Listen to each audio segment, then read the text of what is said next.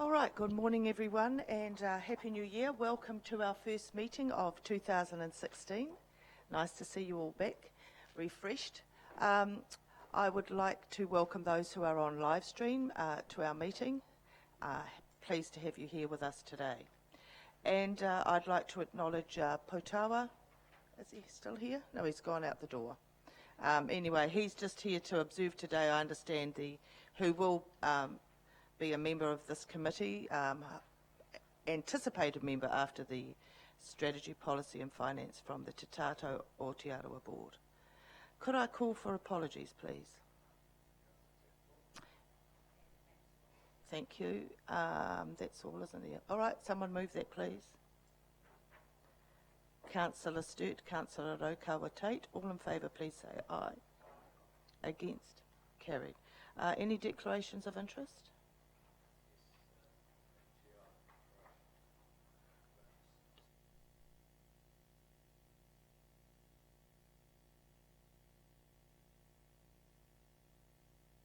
Business. Councillor Gould.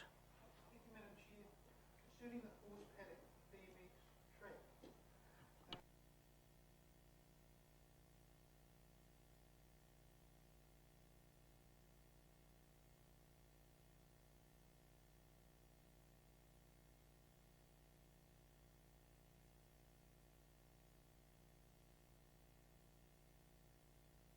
Okay, I think, Councillor Gould, that could be brought up in the body of our committee. There is a parks and sport and recreation part of it, and it can easily be brought up there, those questions and some of your suggestions. Councillor Sturt, I prefer to leave it to that part of the meeting. Chair, I think it's irrelevant because I had a meeting with staff last week, and matters regarding the horse paddock are confidential. Right. And staff are working closely with the respective parties, including Mr Brown. I think matters should be lay until the next round of meetings when we'll get a full report on development. Okay, so what you're saying is that it's confidential, and Councillor Gould, if he's concerned, could have a talk to you later as portfolio lead in that area. All right, so we'll leave it there. Thank you, Councillor Gould. Right, moving on to page 6. Could someone please confirm the previous minutes of this meeting, the 25th of November? Councillor Gould, seconded Councillor McVicker. All in favour, please say aye. Against? Carried. And I apologise to people on live stream.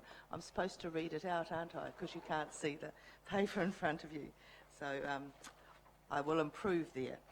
So could we now move to recommendation 1 on page 32.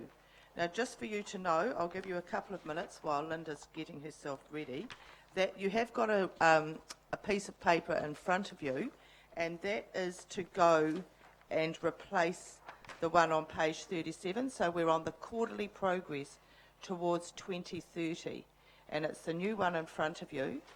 The one in front of you, the one in the agenda now goes to page 67, and that's the executive dashboard is there. Okay, is that clear? Thank you. Right, welcome Linda, and thank you for coming along today. I understand to stand in for Amy last minute. So we've all read the report, so it's an opportunity really just for you to highlight anything particularly significant in your opinion, and any points of difference. So if you could just do that, and then there may be questions. Thank you. Put your microphone on, please. The main difference from the last one that we presented in October is that this resilient community part we are showing as amber this time. It is a marginal change, and it's related to the perception survey we do with residents. It is within the margin of error for such a small survey, but for transparency we've indicated it as amber. As you'll see, the majority of our measures we're very happy with.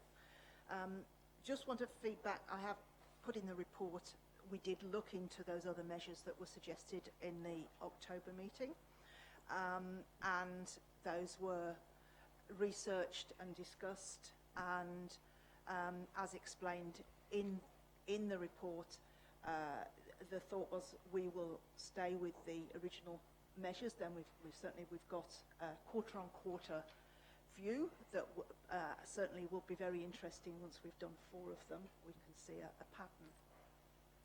So those are the only things I really wanted to highlight.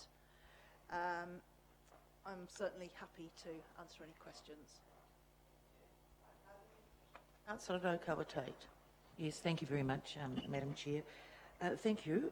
I just, it's in the area of the resilient community, and even though it's a small trend downwards, Yes. sense of belonging and is often, or people who don't have a sense of belonging, it's often associated with, people who are marginalised and so can I just ask you, how do you undertake that particular survey? Is it part of an overall survey? I presume it is. Can you just give me a little bit more of a feel for that, please? Certainly. We went out to RFP to do 5 surveys, and the survey is done as a residents' perception survey by APR, and so this is the 2nd survey they've done. Just about later this month we'll be starting the 3rd one. It is a small sample, and certainly we would expect these sort of fluctuations. We will be very interested if after 3 or 4 we can see a certain trend.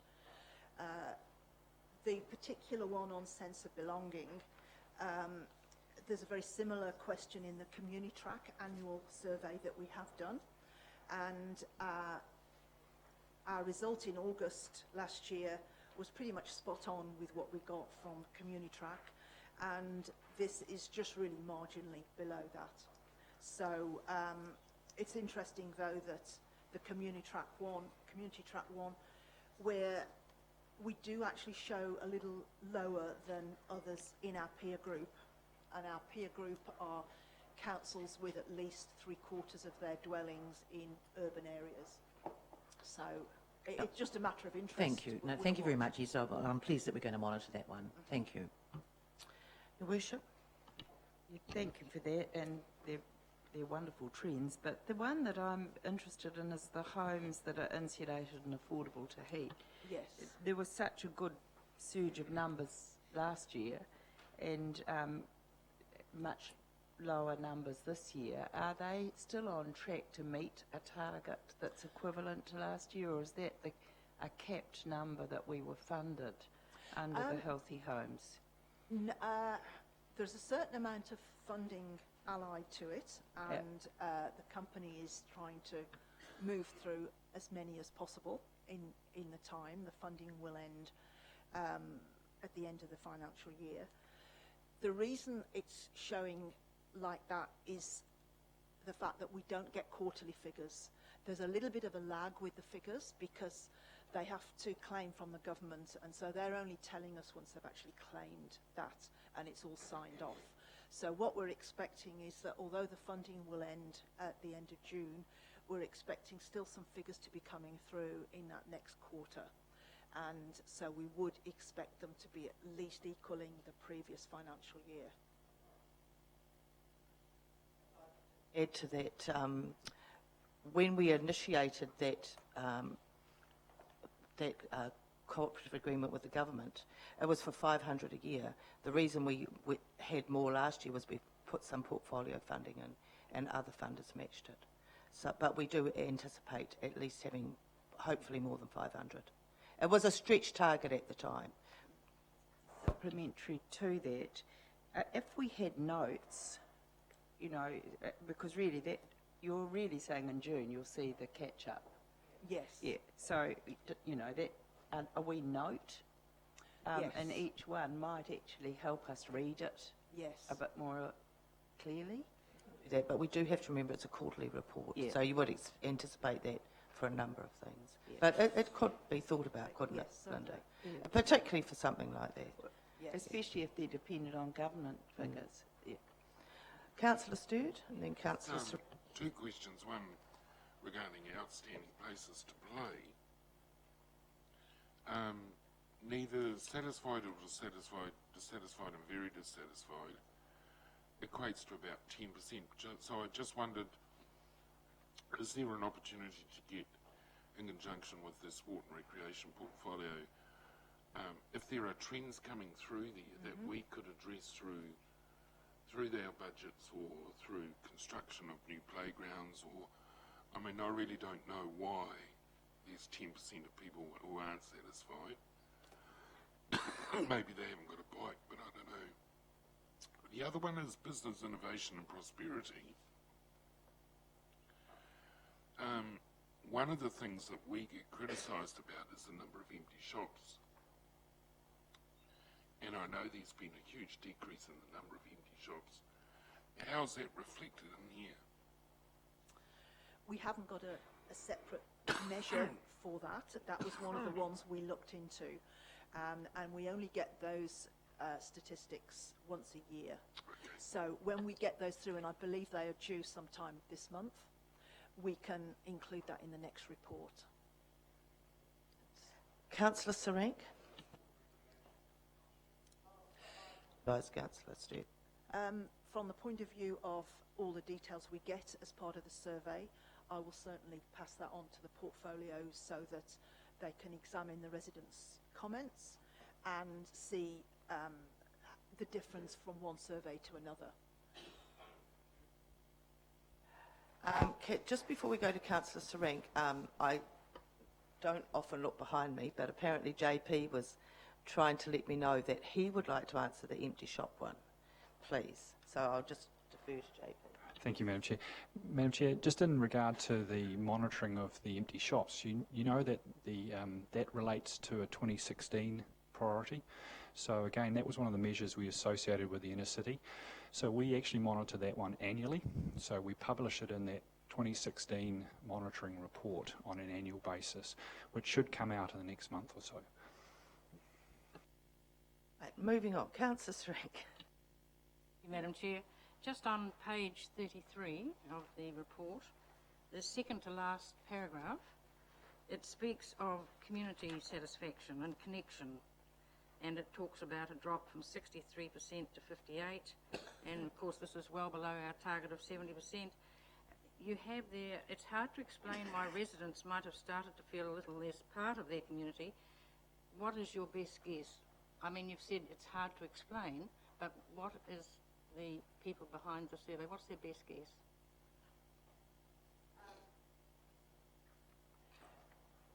The survey we purchased really is just about the figures. So we don't get analysis as part of that.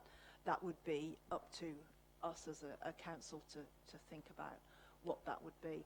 It's not significant enough for us to chase, as it were, unless it becomes a trend. But we do get comments as part of the survey, which we can look at, but to be honest, there is really nothing that guides us in that area. We have a few more helpful comments in relating to cleanliness and so on, because people are telling us exactly areas that they're not happy with. But when we're talking about sense of belonging, there really aren't the comments from people. Kamate?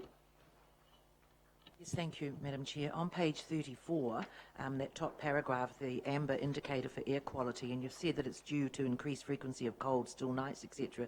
Surely the impact of some of the air quality issues at Ngāpuna would also have an impact, would be one of the indicators there. Would that not be correct? Certainly one of the measures is at Ngāpuna, and but before we actually had the statistics from the regional council, it was expected with the actual climate we had that it would be a worse statistic this year because of the actual winter we had. So I'm not aware of whether things are getting worse for Ngāpuna. That's not my... Oh, thank you. Yes, I know it is coming up in the body of our report later, so thank you very much. Thank you. Thank you, Madam Chair. Concerning the pedestrian count figures for Tanico Street, can you just refresh my memory as to how these are taken over what sort of period? And do we have any figures at all for other areas of the CBD apart from Tutanico Street, please? For the purposes of this, we were looking at the vibrancy of the city heart, so we just chose Tutanico Street from that point of view. We chose all of the stations that are done by the Property Institute because then we can look back at those same stations and see a trend way back over a few years. And so there are 18 stations that we measure, and we do intend to do this via the cameras. So we will look at doing a different measure when the new CCTV cameras are in. But what we've done for this one and the previous one, and the one we've just done ready for the next report, is basically we go out for 2 half hours and we do two stations each. So a group of us volunteer to go and do that. The counts then are done with a clicker, and very much in the same way as the Property Institute do that. Just a supplementary, if I may. Over what time period is that? Is this just sort of one session at random, or is this several sessions? What we do is we follow the way the Property Institute does it. So it is on a Friday when it's not raining, because that will skew it, and it's from 10:30 to 11 in the morning, and then also 2:30 to 3 o'clock. So because we've chosen exactly the same as they've done, we can see if there's a good trend. All right, thank you. No more questions? Thank you, Linda. All right, so could someone please move recommendation 1? I will just read it out. That the report for the quarterly progress towards 2030 be received.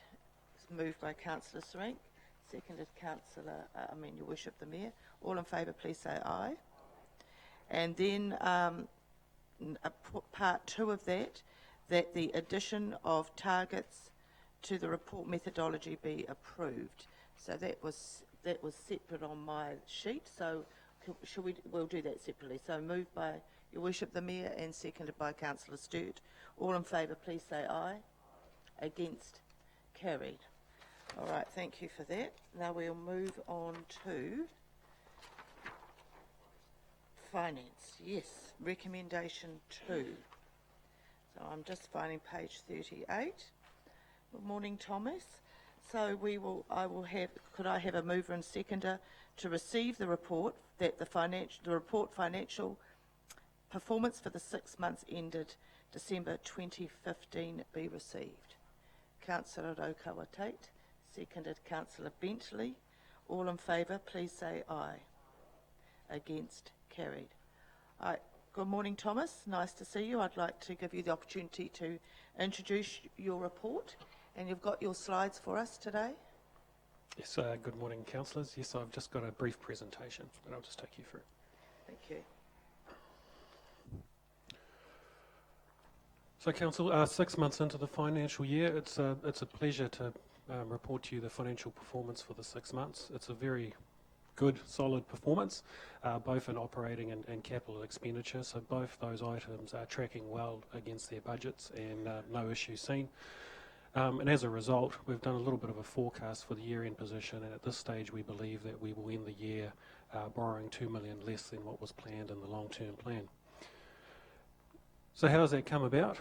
It's come about from a number of ways. So I've just extracted the slides out of the report that you've got. From the revenue perspective, all the revenue lines, operating revenues are tracking ahead of budget. In particular, the pleasing thing is fees and charges, which over the past few years has seen a downwards trend, and that's bucking that trend and actually seems to be turning a corner. And particularly the museum has seen some rather strong revenue growth, particularly from the retail operations, and the cafe itself is going quite well as well after some changes that have been made that you're aware of. As well, there's a one-off dividend from the airport company, which has helped that position there as well. From an operating expenditure point of view, overall we're tracking favourable against budget, so we are coming in under budget, but there's a couple of pressure points in both operating expenses, which are the direct expenses, and staff expenses. Not too much of a concern at this stage, so it is 6 months in, with another 6 months to go, and we believe that those two will rectify themselves. I'm likely to get a question on the staff front. So on that one, you need to be aware that we do accrue the cost of annual leave during the year as well. So not only does that line show the salary cost, the weekly salary cost, but we also accrue the 8% of annual leave component on top of as well. So therefore, during the year, as staff don't take annual leave, we're obviously accruing 108% of the staff cost, and then as leave comes off, that comes back down. So what we've seen over the last month, over the Christmas period where we've been shut, we've seen that variance actually shrink and turn to the favourable as well, which is why I said I'm not too concerned about that at this stage. Particularly as well in the operating expenses, there's a number of items that have just come down to timing as well, and there's nothing of concern in there that would be an ongoing trend. The very pleasing item in there is the changes that we've made on the finance costs. We are putting a paper together for audit and risk, which will detail a lot further of what we've done. But in the main, we've restructured some of our short-term borrowing facilities. We've moved away from one of the main banks and utilising the local government funding agency, and that change alone is now saving us $1,200 a day in interest. So that's a very pleasing outcome.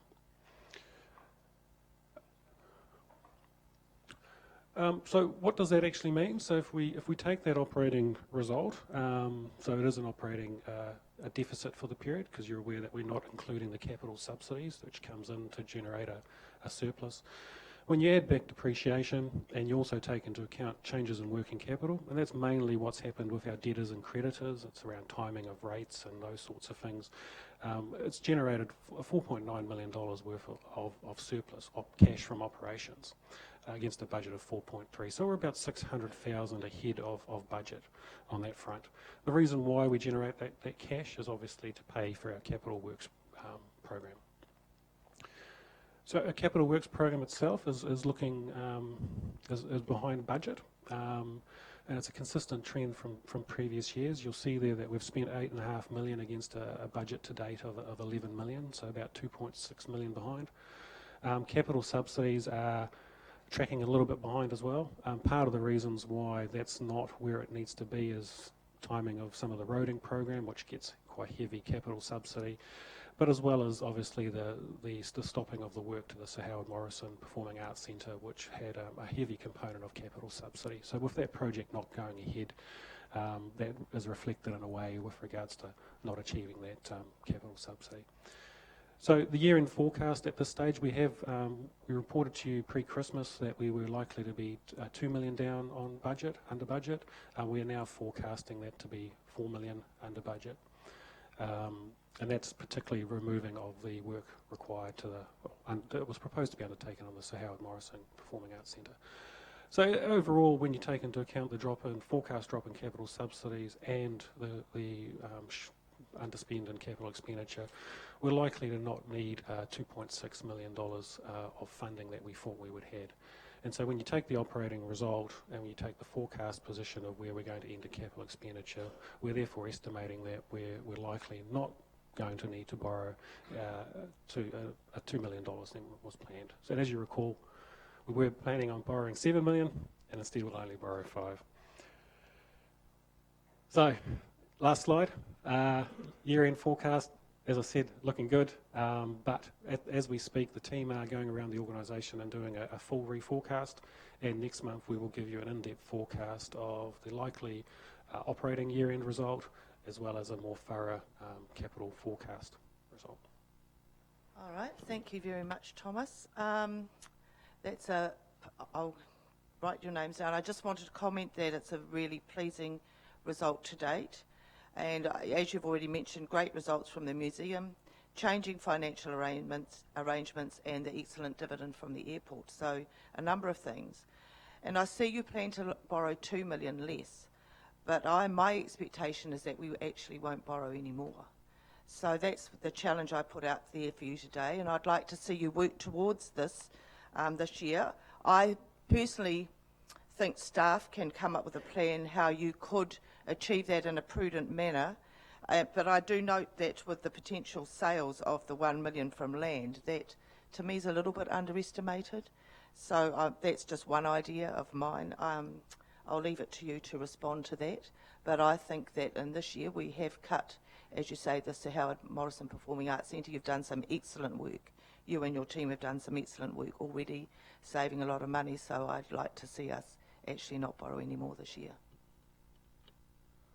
Madam Chair, I think that's a great target to aim towards, and that's something that staff will definitely work towards.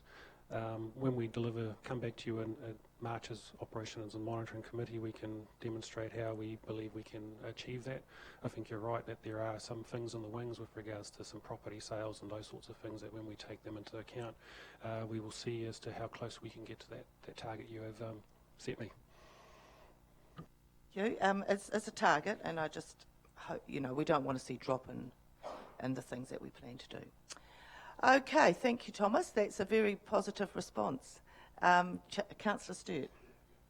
Chair, having looked through your report, Thomas, there's some really pleasing aspects regarding that, and I think from my observations, and please correct me if I'm wrong, I think we're on track due to the reduction in the capital spend. So if we're signalling a reduction in the capital spend, I support you, Madam Chair. I think it's time that we signal to you between now and the end of the financial year that whilst you've signalled there'll be a $2 million reduction in the need to borrow, if we could indicate maybe an expectation, well certainly from my point of view, an indication that there be no fresh borrowing. You've already signalled you were going to borrow 8, it's now 6 or 7 and 5, and the expectation of some returns from the sale of Victoria Street and other assets. Is it likely that with the review that you talked about, the full forecast is underway, that there would not be a need to borrow any more money this year? I mean, if you flick back a few, it said that you're forecasting to borrow 11. Is it appropriate that we can expect or indicate to you that we expect staff not to borrow any more money above that? Or is that an unfair I won't put request? my chin out at the moment and say it's a definite possibility. I am aware of some things that we're working on at the moment that I believe that means that we will likely borrow less than what we're saying at the moment. Whether we can get that down to 0, just on the things that I know, that's something that we will work towards, and we'll report back to you in March as to how close we've got to that. Good, thank you. Great. Councillor McVicker. Chair, first of all, well done. Good to see that we are trading favourably, and more importantly that we can believe in the figures and the information that we are given today. It's certainly of substance. Question I have, Thomas, is can you explain where the one-off dividend came from, $442,000 from the airport? This is quite a technical answer. Look, it relates to costs relating to the legacy of the Air New Zealand Trans-Tasman. So the airport company itself accounted for those costs in a peculiar way, and Council agreed that during last year's annual report we incurred about $300,000 of costs on their behalf. The dividend was in return, so to make sure that there was no cash implication to either a council or through the airport. So it was really a correction, used as a correction for accounting treatment. So there was no cash implication. Madam Chair, if I may, they have enough cash flow to make that payment? Yes. Yep. Effectively, the cash circulated back around. Yep. Okay, we've got a flurry of hands.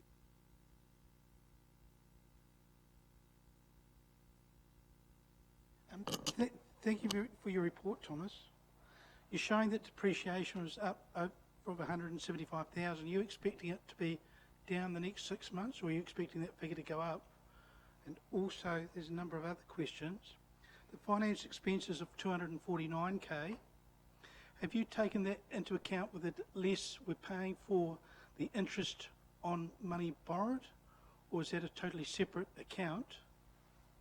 And your graph on page 37, before we changed it, shows that the community infrastructure is going to be over $2.25 million by the end of the year. The governance and community engineering is going to be over by $1 million by the end of the year. The sewage account is going to be over by approximately $1 million by the end of the year. But you're going to be getting money back from open spaces and recreation by $1 million a year. Does that mean that particular department is not going to have enough, is not going to do what it's supposed to do?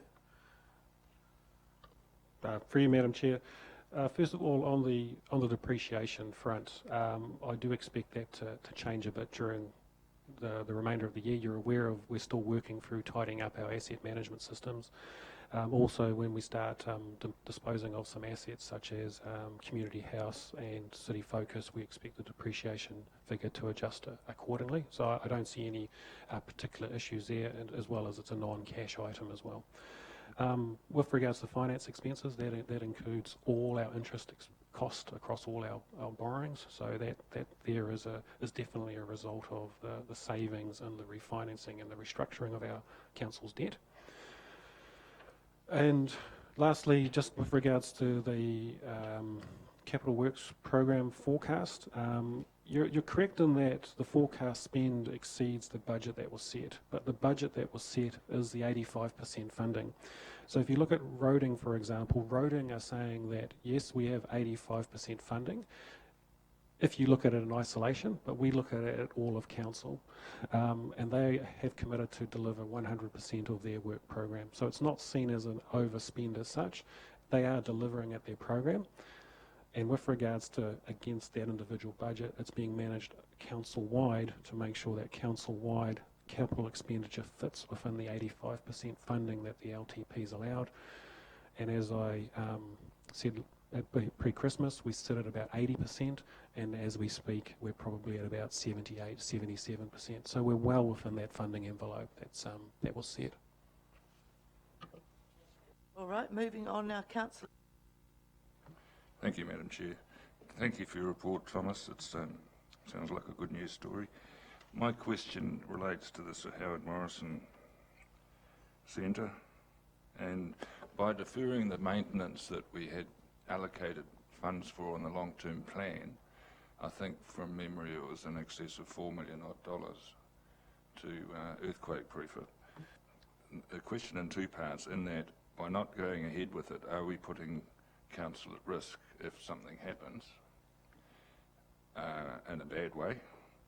And second part of the question is, the money that we allocated to upgrade this, is that going to be going towards the library hub?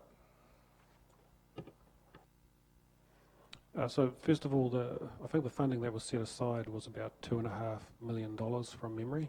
Part of that was earthquake strengthening, and part of it was the redevelopment of the concert chamber. So the redevelopment of the concert chamber won't go ahead, but we are still working with Sigma on getting some final reports with regards to the earthquake strengthening work that needs to take place. All I can say at the moment is, based on the information that we have from the engineers, there are no issues with regards to that site around safety of people. Otherwise, we would have closed the facility down. With regards to your second one, I guess the savings that come about by not doing that work is how we achieve our overall 85% funding. This happens by projects not going ahead, projects being delayed, projects coming in under cost, and so therefore the costs you refer to around the Children's Health Hub obviously go the other way as well, but overall sit within that 85% funding envelope that we set. Your Worship, Mayor.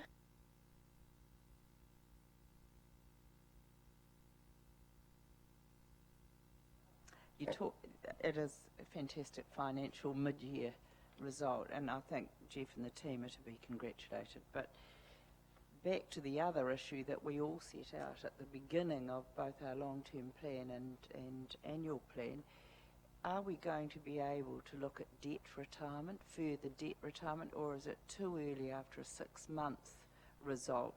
Is it not financially prudent to signal that yet? Because that was one of the objectives that we as a council were very clear on, that debt retirement was a goal for us as well as our openness. So is that end of third quarter, or when do we get that signal? as opposed to borrowing? Thank you, Your Worship. I think Madam Chair set us a target with regards to not taking on any new debt, and we'll report that next month as to how, if that's achievable or not. We'll obviously strive to achieve that. And then as we progress on, probably by the third quarter after the construction period is pretty much finished, we'll have a pretty good indication as to whether we can achieve zero borrowings or be in a position to retire further borrowings as per last year. Yep. Great. Councillor Donaldson, patiently waiting. Thank you, Madam Chair. My question may have been answered, but I just wanted clarification around Rotorua Regional Airport and the additional expenses that are mentioned on page 39. So we've transferred the asset entirely over to the company, but the additional expenses that council's incurred relating to the airport, is that part of the wash-up with the Air New Zealand International Service, or is this to do with the noise mitigation and other issues outside of the, as part of the airport extension? I just wanted clarification of how those additional expenses are borne by council as opposed by the company. Thanks. 100% of it relates to the wash-up of the Air New Zealand contract and the early termination of that. So.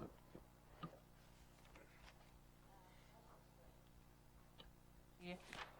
Just in regard to the comment at the bottom of page 38 regarding the saving in capital expenditure, and I appreciate the Howard Morrison Centre is one of the main contributors to that, but what percentage of planned capital works do you believe will be completed by the end of the year?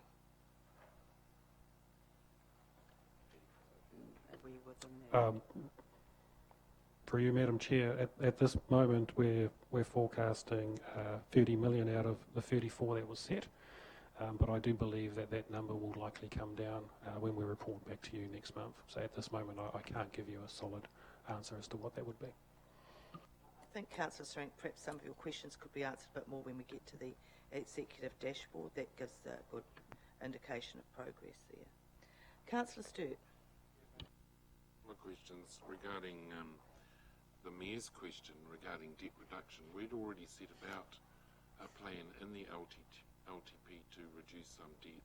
So you believe that we'll be in a stronger position next quarter to give a strong indication that we will reduce the debt even further.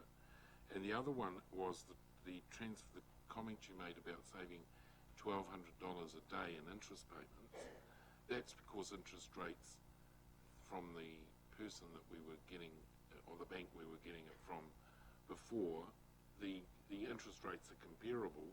They are in a low interest rate regime, but we are able to save $1,200 a day under the new arrangement, as opposed to what we were paying with the bank.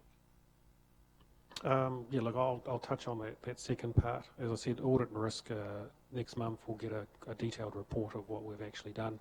What it comes down to is that council has always had about $60 million of short-term facilities with one of the major banks. If we don't draw down on it, there's a cost.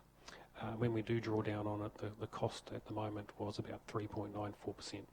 When we shifted from the bank to the local government funding agency, we've effectively gone from borrowing at 4% to 2.9%, as well as the removal of the line fees and all the things that come with it. So that's how that $1,200 saving a day saving has been achieved.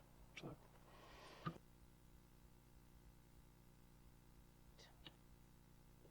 Thank you, Madam Chair.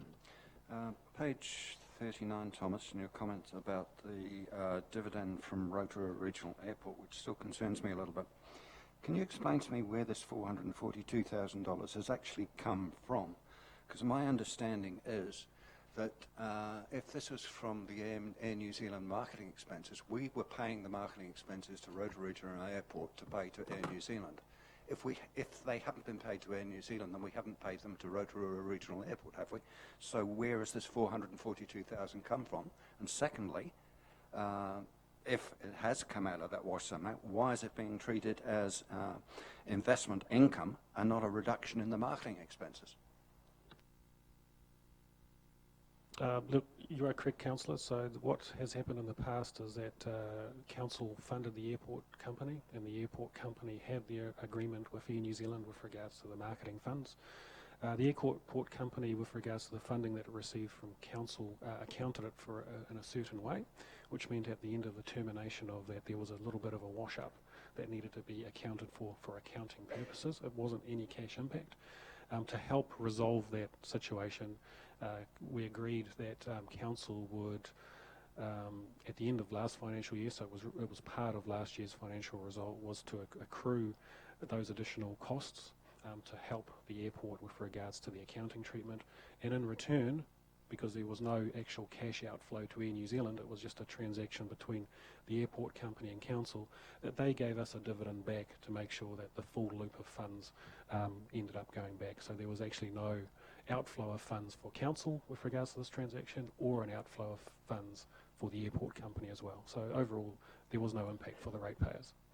It was just purely for accounting purposes.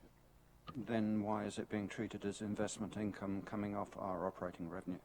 Adding to our operating revenue? Yep. And that's because from an accounting standards point of view, like once again, international financial reporting standards, dividend is considered investment income, and therefore we have to report it as investment income. We've had our questions answered. Thank you very much, Thomas, and I think you're staying here now, aren't you?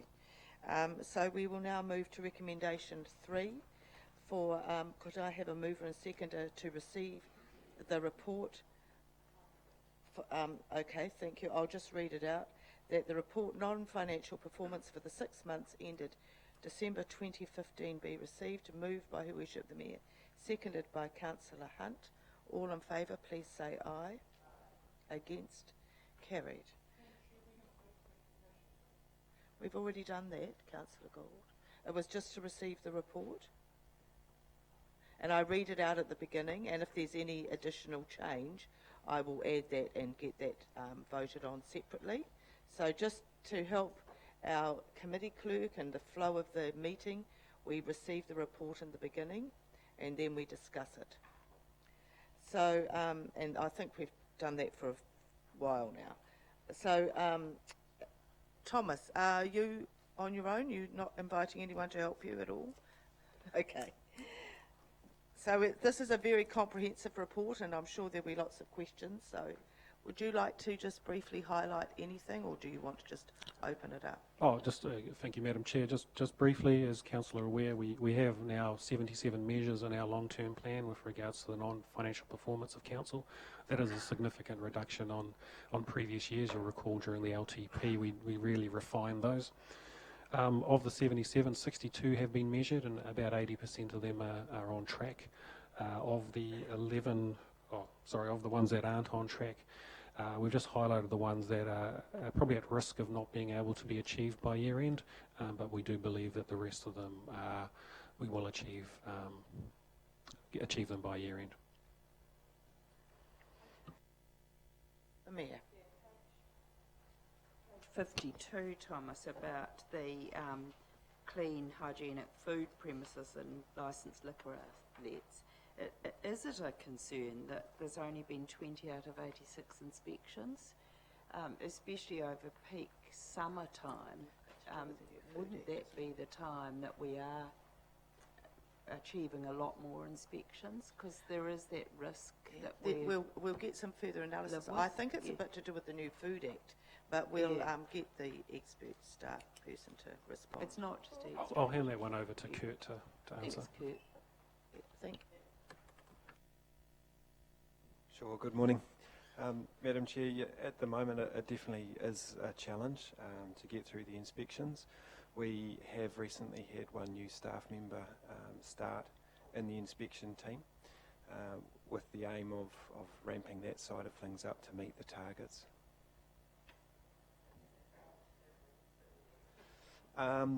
It is having an impact, but we have got our team working on that separately. There's a few challenges all round with that, but I feel with the new staff members on board in particular, we should be certainly on track. Donaldson. Thank you, Madam Chair. My question or request for clarifications on page 51 in relation to civil defence. So there's been there were some questions about council disbanding its civil defence teams prior to Christmas, and then I see it's flared up again in the media just, I think, might be even today. Through you, Madam Chair, can Thomas explain what council's role is? I understand it's around coordination and also reinstatement of municipal facilities, and that the mandate for rescue teams sits with another agency. So some clarification would be useful, I think. You're right, Councillor Donaldson. We did actually have it explained to us prior to Christmas, but we've had a little break, so we'll have it again because it is a change. Stavros, welcome. I'm not entirely aware of what the publicity is all about, the response team, but basically council does have a lead agency function to coordinate the actions of a response to an emergency, in terms of providing welfare, providing restoration of key infrastructure services and so on. Where it comes down to maintaining law and order, search and rescue activities, that's functions assigned by the National Emergency Management Plan to the New Zealand Fire Service and the police, and therefore our role in that is purely a coordinating role. When you look into our performance indicators here for civil defence, our key objective is to enable the effective function of an emergency operations centre.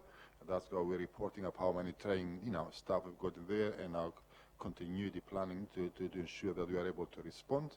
And obviously we do have a key function to ensure that the community readiness level is increasing, and that's a function that we'll continue to pursue over the next few years because we do have a significant role to play in that area.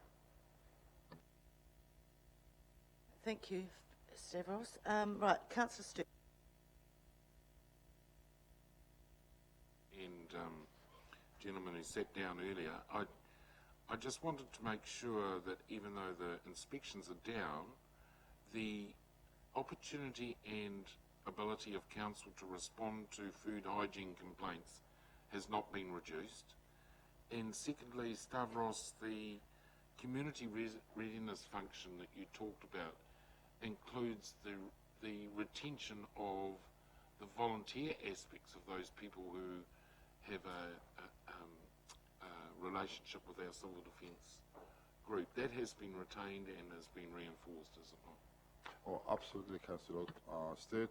As a matter of fact, we need to increase our volunteer contingent who supports and operates civil defence centres. So it is, if anything, we need more volunteers in that respect. I can respond to the question in terms of our capacity to respond to complaints. That's top priority for us.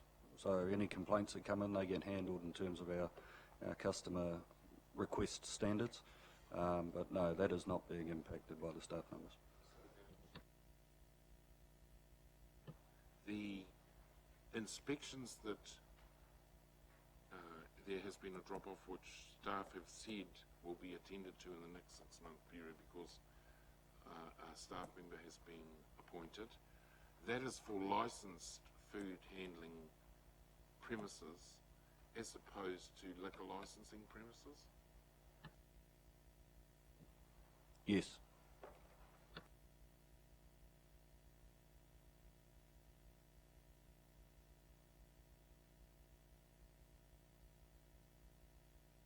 Councillor Hunt, then.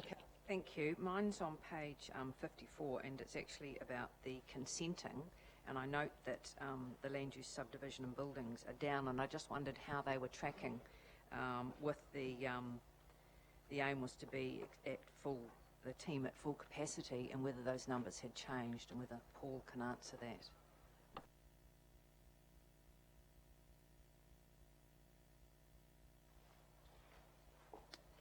Good morning. Yeah, this particular KPI is certainly a focus for us. I guess there's a few things which I've reported in previous reports on how we're looking at addressing this. I guess over the past, a bit of context that over the last year or so, we've had a complicated regulatory environment using 2 different plans, which has increased the workload for planners across the organisation, which we've moved them around, which has impacted the speed in which we've got these consents out, and also the timeliness in which we're actually doing them in terms of assessing 2 different plans. We're looking at how we can stream these consents and I've spoken about this before, how we can get these low risk, easy resource consents out quite quickly. Then we've got complex consents which come with uncertainty for those customers. And what we're focusing on, and which I've spoken about before, is our approach to how we work with customers through this uncertainty. And that's the key difference in my head around building consents and resource consents. Building consents, we have a code. If you meet the code and you design your building to that, we're away. If you don't want to design it to the code, you get a suitably qualified person to design it and put their name behind it. And we're doing a good job of that, as you can see. It's the land use consent where we've got that uncertainty. If you need a resource consent or a subdivision, you've broken a rule.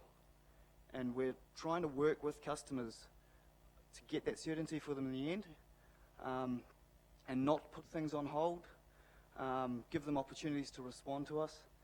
And I guess that's a little bit of a context around how our approach has changed our performance in getting things up quickly. I guess an example is we asked one particular customer if we could have an extension of time to assist in trying to get his consent through the door. And he was over the moon, really, because what we could have done was either put it on hold, which was going to extend his time, or even worse, we may have actually notified it, which could have increased a huge amount of time frame. So, long story sort of short, I guess this is an area which we've identified as something which we'd really like to improve our performance on, but it's also an area where I guess we've got a bit of pride too, in terms of we've changed the way we're working with people, and we're trying to work with them through what is often an uncertain process in the land development section.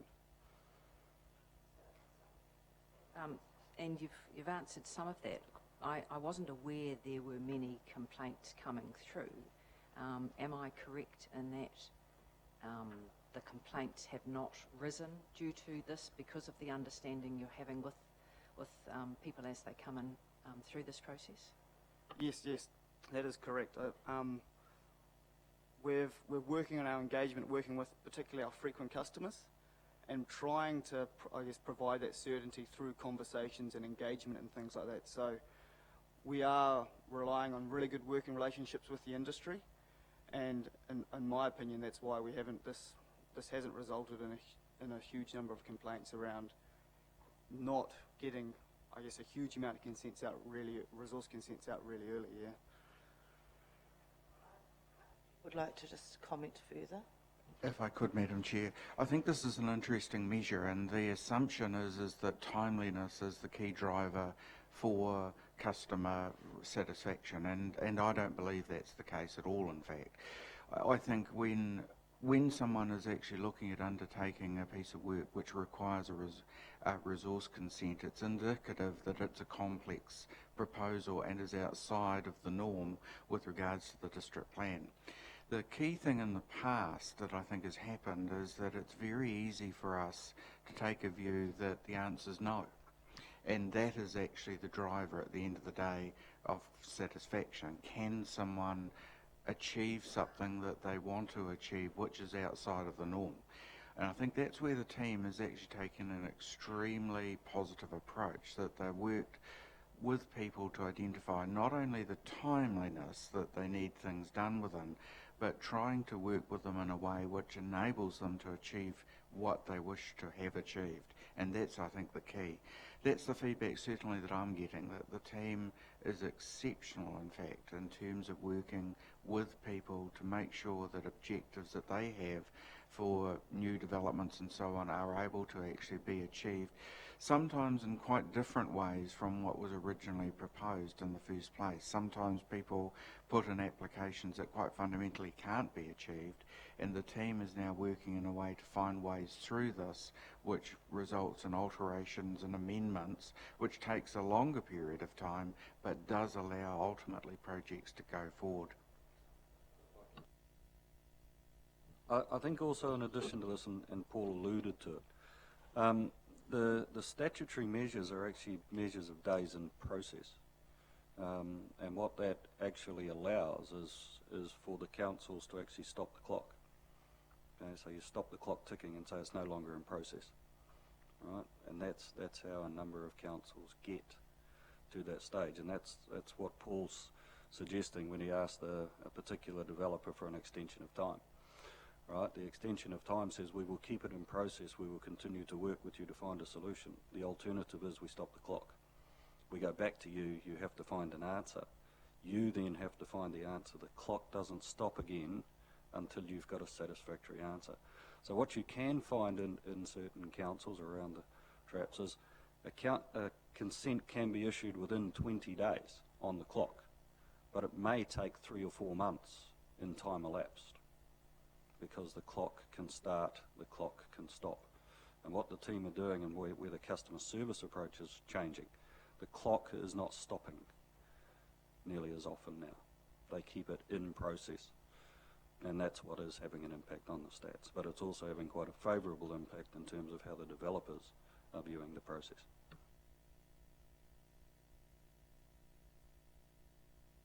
Right, we now have Councillor Gould, then Councillor Kent, Raukawa-Tate and Donaldson. Thank you, Madam Chair. Thank you for your report. I've got a number of questions. First of all, community safety, regulatory services. The question I'm going to ask is not listed, but it's to do with community safety in the CBD, and it's to do with regulatory services. Has the sledgeway provider been approved to be on the streets of Rotorua by the police department?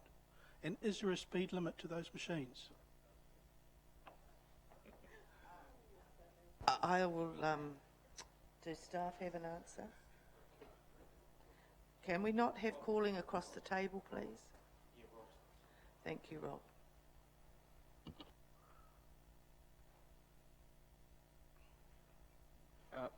Morning, Council, and through you, Madam Chair. The Segway situation, we've just looked into it.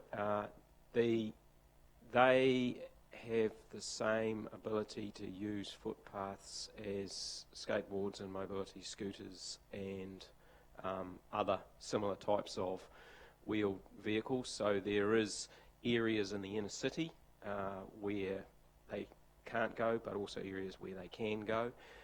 In terms of use of them on the road, we're just chasing up the police situation with that, but we doubt that there's anything that restricts them, and there's nothing in our bylaws that specifically restricts them. So they're treated much the same way as other wheeled vehicles, or just like a mobility scooter on a footpath. Second question, Madam Chair, to do with page 59. The road safety with the fatal deaths. Last year we had 4 deaths on the road between January 1 and 31st of December. One of them was 29-year-old Mrs. McHale. Another one was a staff member. It shows one in the book, Madam Chair, and we've had 2 deaths this year since January. I'm just saying that the figures are wrong.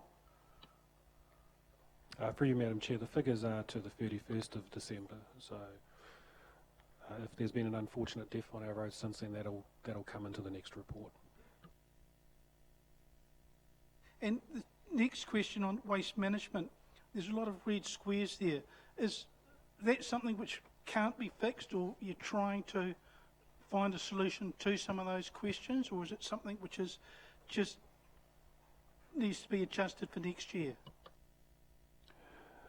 Some of that can't be achieved during the year, particularly on the tonnage front. For the following year, it all depends on where the process goes with regards to refuse collection for council going forward. and what that impact will be on next year, but that therefore could mean that it's achievable next year. To remind you, Councillor Gould, we are going through a big waste management review, so hopefully some of those red squares will change over that time. Final question on safety of drinking water. I'd like to point out that there's a you drinking fountain in Titanikai Street outside Hennessy's, and that perhaps some of the problems with the drinking water may be that people's pipes are just too old, which are causing the problems of the water being contaminated when it gets to the other end.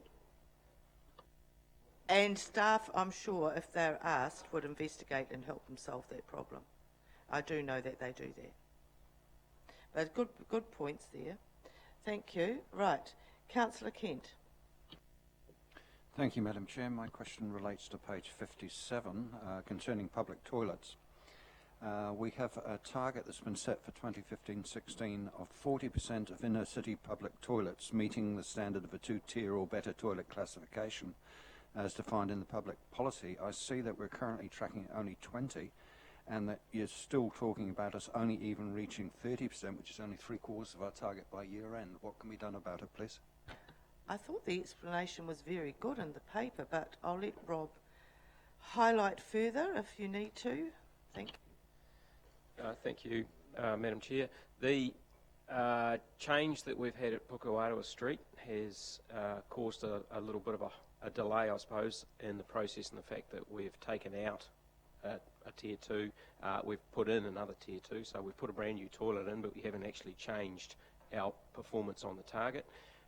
We're doing Memorial Drive, it's going to be lifted to Tier 2, and while we have said we think it's going to be pretty hard to find a fourth one to get our 40% for the 10 in a city, we've actually just had a review of the rest of them, and we're trying to find a toilet that we can actually lift through a refurbishment program to a Tier 2. And it's basically comes down to the quality of fittings in a lot of instances. All the toilets are cleaned at the correct regularity, and it just comes down to the quality of the inside, so we may actually be able to achieve something without a significant investment. So we're trying to find how we can do that. Is that all right? Moving on, Councillor Raukawa-Tate. Thank you, Madam Chair. I just want to know if someone could refresh my memory, please. What were we going to measure under governance? Because we haven't done anything yet, not measured yet, and I thought to myself, were we going to do a self-evaluation or something? I'm not sure. I can't remember.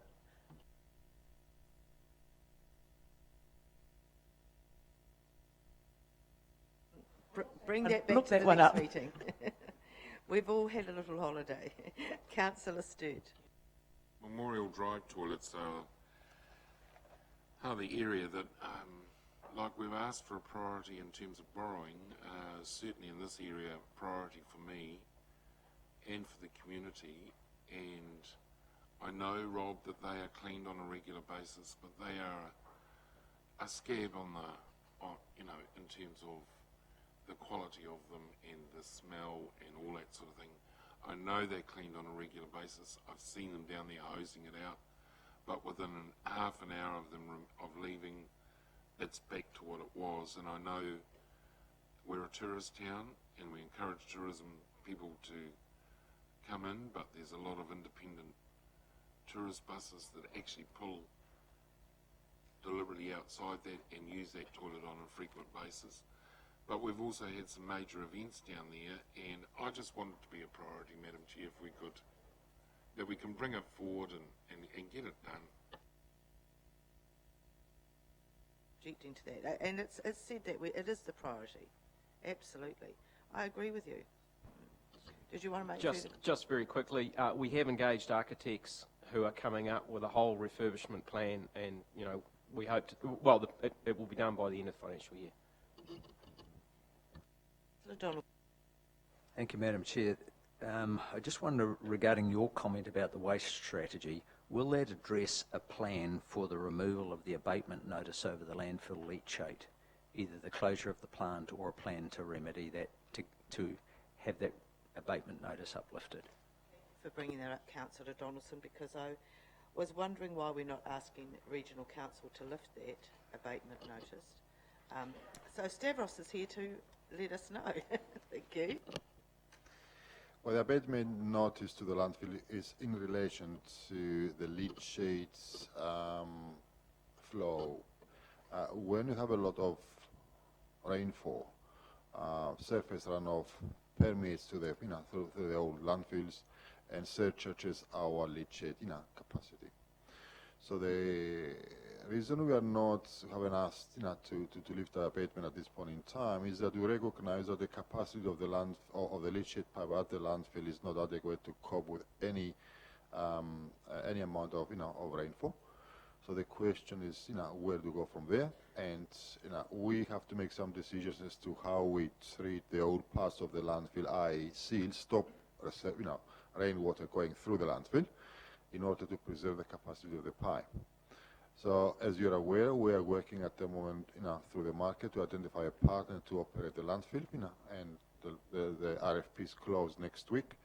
And we'll have to make some decisions as to what kind of capital improvements we'll make at the landfill that will, among other things, will address that that leachate capacity too. So at this point in time, it's pointless to actually undertake any works until we identify a partner to work at the landfill, identify the future strategic plan for the landfill and its role in terms of the regional waste management. So that's why we're holding back until we actually conclude that process. Through you, Madam Chair, just supplementary, Stavros, you said that the current pipe can't deal with any amount of rainfall. Is that any rainfall at all, or is that a serious weather event that we're talking about there? No, to be corrected, it's for a serious weather event, a rainfall that's way above the average. I see your hand, Councillor Sturts. I'll just go there in a second. On the same one? All right. Okay, then you continue. Yeah, I find that quite surprising that is the situation. Because we've spent millions of dollars at the landfill upgrading each cell. When each cell went in, there was a complete engulfing of it, and the leachate would go off to the sewage treatment plant. I can't believe that with the 5 skins that we've put in, that nothing was done to increase the capacity of the pipe. We've spent millions out there, Madam Chair. Millions and millions, 20-odd million. I cannot believe, with all the expertise we've had over the last 20 years, that somebody has failed to increase the pipe that had to be increased. If you've got 4 cells, well, that's a certain size. If you've got 5 cells, that's a bigger size. It just seems illogical that hasn't been attended to.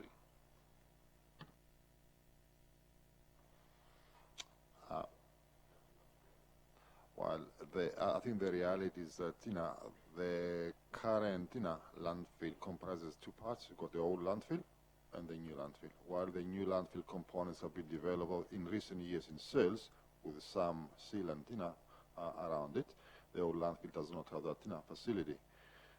And therefore, as rainfall increases, the landfill acts like a sponge, and more, stormwater permeates down to the ground. Jeff just found the page to remind us, Councillor Rokauateiro, of 55 and 56. I do recall reading it, but I must have whizzed over it, and that just does explain why it hasn't been measured a lot. It's to do with the NRB survey and all of those things. So it gives you a thorough breakdown over there. All right. Thank you, Jeff, for finding that page for us. It's a big, long report, isn't it? All right. Well, thank you, everyone, for your questions and discussion. So we will move now to recommendation 4 for the operational report. I'd like to ask for a mover and seconder to receive the report. Yep. Thank you. So the operational report for November, December 2015 and January 2016 be received. Moved by Councillor Donaldson, seconded Councillor Rokauateiro. All in favour, please say aye. Against, carried. So this is, you've got the larger executive dashboard here to replace the little one that you can hardly read and is also a little bit incorrect, I think. So we now ask, who's doing the executive dashboard? Oh, JP, oh, Thomas, is Thomas? Okay. And so, yes, you're first, of course. Thank you. Thank you, Madam Chair. I'll briefly roll through it and just talk about the changes that took place. So, in particular, the main positive trends that we've seen overall around the staffing and probably health and safety. So, staff members that have leave balances greater than 30 days has taken a significant drop and continues to drop, and that's just in response to management putting a strategy in place to deal with some high outstanding balances. Health and safety wise, it's crept up a little bit with regards to a rolling 12-month trend.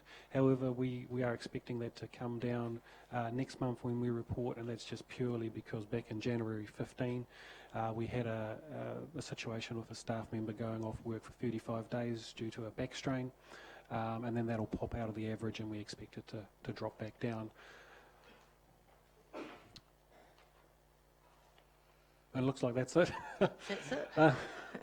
Everything else seems to be on track and trending well. Okay, good. Right, Councillor McVicker. Madam Chair, thank you, Thomas.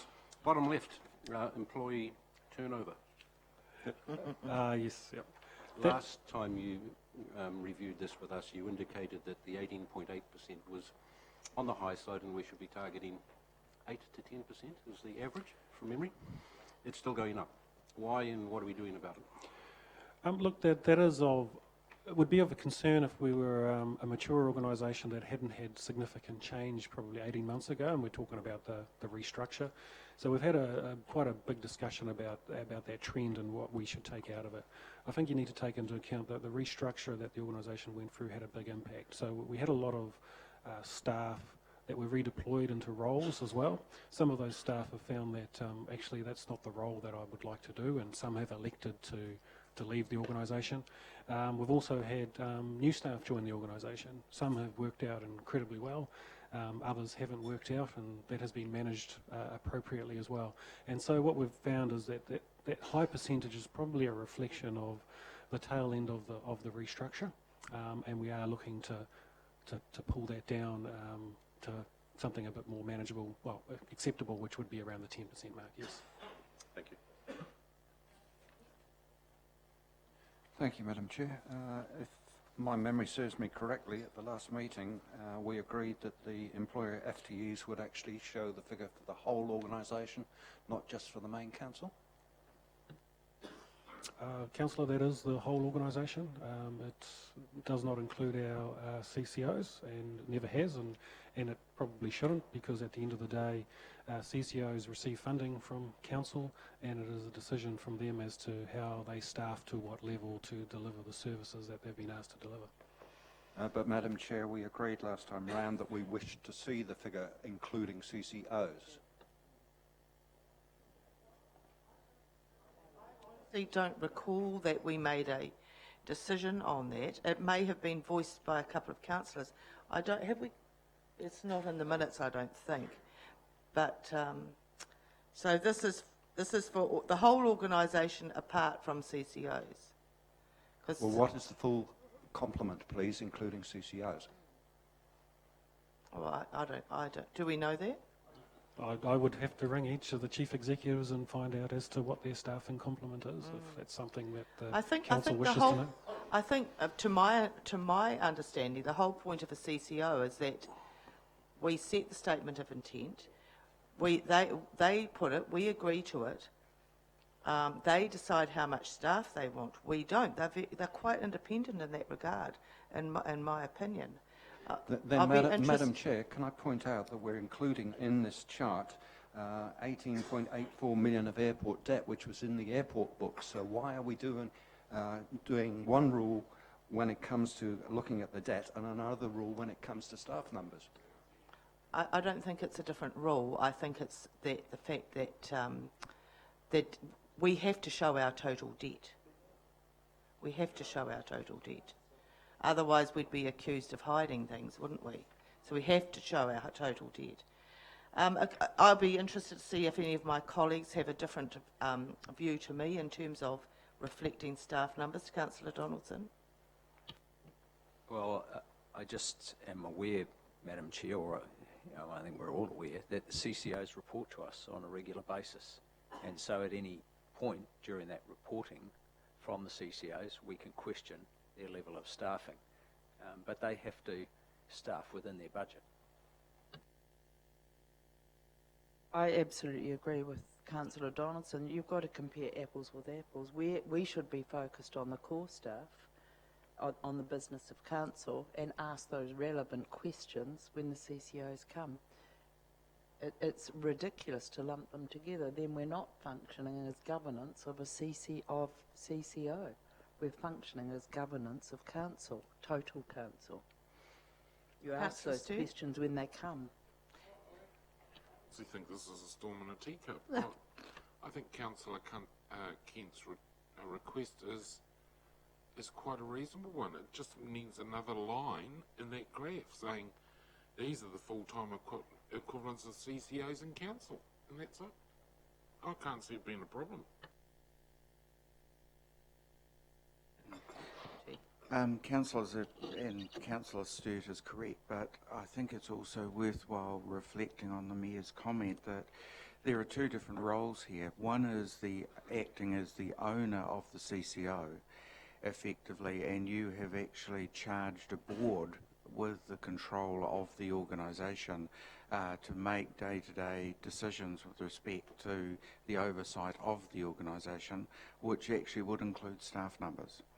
Whereas the information that you are presented with here is your governance role of council, which is actually a different role than the ownership role that you have with respect to a CCO. We can, for example, through your employment of the Chief Executive, you can actually inquire and control staff numbers of this organisation as your governance role, if you like, from it. It would be difficult to do so with respect to a board, because the board is actually deciding through their expectations and requirements of what's happening with the CCO. So if you like, this is a executive dashboard for the council organisation, and that is under your governance responsibility for the council organisation. The role that you have as an owner of a CCO is actually a different one. I mean, it's our responsibility as shareholders in the CCOs to have a governance role above the CCOs in terms of financial management and their, when they come to us cap in hand that they want to do, we set the projects, we then say to them, this is what you have to deliver. They then say, we want the funding for that. And we need to have some. I didn't abrogate my responsibilities as an elected official not to have an oversight or to hold them accountable and to make sure they were transparent in terms of their financial management, their staffing levels and all that sort of thing. So if this executive dashboard is headed executive dashboard excluding CCOs, I think that would be the way to go. But certainly I don't see CCOs, whilst the governance issue is different, and I agree with you, Mr. Chief Executive Officer, the overall responsibility for the CCOs sits at this table. And I think Councillor Kent raised a good point, that he's right, that the debt of the airport belongs to this council, but if a CCO incurs the debt, it comes onto our books. I understood through the audit committee. So I wondered if we could have some form of debate at an executive level to have maybe two executive dashboards, one including just the council operation and core services, and also one involving CCOs. I mean, I can't see it being a major problem. I should have clarified, and I think the Deputy Mayor mentioned it in his comment, that there's two different accountability mechanisms here. You're quite right that you have the role of accountability for the CCOs as well, and that is actually discharged through the mechanism of the quarterly reports, the annual report of the CCO, the statement of intent, letter of expectation process, which is all actually part of also this committee. So you will have the CCOs appearing, or the CCO boards appearing with their chief executive. They will present their performance requirements, and at that time you will have the discussion around their costs, their staffing structures and so on.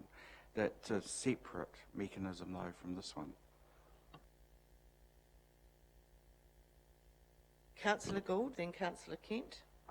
Thank you, Madam Chair. With Rotorua contracting, when they came into force as a CCO on the 1st of October, it's going to show the council annual plan figures a little bit confusing for a person picking them up. They're going to see a huge reduction in staff costs from one year to another year to another year. And that's going to apply for 2 years ago, for last year and for the year coming up, because the Rotorua contracting staff were part of the Rotorua Lakes Council, Rotorua District Council, from the 1st of July until the 30th of September. Well, I'll just ask staff how they plan to make sure that's very clear. I guess there could be a note or something like that. Thomas, have you thought about that at all? Look, with regards to the budget itself, that's already been split in the budget. So you saw a shift if you were to compare last year's budget against this year's budget. Staff expenditure went down and direct expenditure went up, and that reflected obviously the fact that rather than paying those staff direct, we were providing funding to a CCO who was paying them. So it's already reflected in the budget. You're right, at the end of the year when we produce our annual report, there will be a 2-month period where Rotorua contracting will be treated as internal, and for the remaining 10 months it'll come out. So there will be some overs and unders with regards to expense lines, but overall it has no impact on the overall result. And we will explain that to you at the time when we report it. Yeah. Councillor Kent. Thank you, Madam Chair. In response to the Chief Executive's comments earlier, I would point out that we are elected to be fiduciarily responsible for the whole organisation, which includes the CCOs. The CCOs are reporting to us on a quarterly basis, which means half the time we're receiving results from them 5-6 months after the event. Sorry, if I'm supposed to be responsible for this organisation, I want to know what's happening now, which is why we have these dashboards and why we're looking at them on a regular basis. Because otherwise we're seeing the likes of what we saw already in the figures. All of a sudden we've got a dividend which accounts for half of our so-called improvement in surplus that's suddenly materialised from one of the CCOs. But we haven't seen the other side of the balance sheet. So, sorry, it's not good enough as far as I'm concerned. I'll let Thomas respond so to first that. of all, Councillor, it doesn't take 5 or 6 months for the CCOs to report through. You'll be aware that they're reporting quarterly. Next O&M, all the CCOs will be back with the chairs and the chief executives to report on their 6-month result. So there is none of the issues that you actually indicated. And at that meeting there will be another executive dashboard, so you can add all your no, I'm just saying we'll have the monthly one, and so when they come, you can ask them how many staff they've got, and you can add it to your list. All right, thank you. Moving on now to where are we up to? Is that your? I think that's your part finished, is it, Thomas? Yeah, I'll just briefly touch on the operations report for my area, Madam Chair, if I just find it. I've already touched on the changes that the team have been working on with regards to the interest saving. What I didn't say at the time is we've probably got one of the cheapest cost of borrowing of all councils in New Zealand. Our Treasury advisor did say that we were number 3. We've actually asked them to confirm that and tell us who number 1 and 2 are. So that's probably a result of the strategy over the past years with regards to the way that the debt has been structured and renewed, and we are actually anticipating a bit of debt maturing in the coming months, and we're looking at debt that we're paying mid-6s on and replacing that with debt with low 4s. So we expect our average cost of borrowings to come down further in the coming months.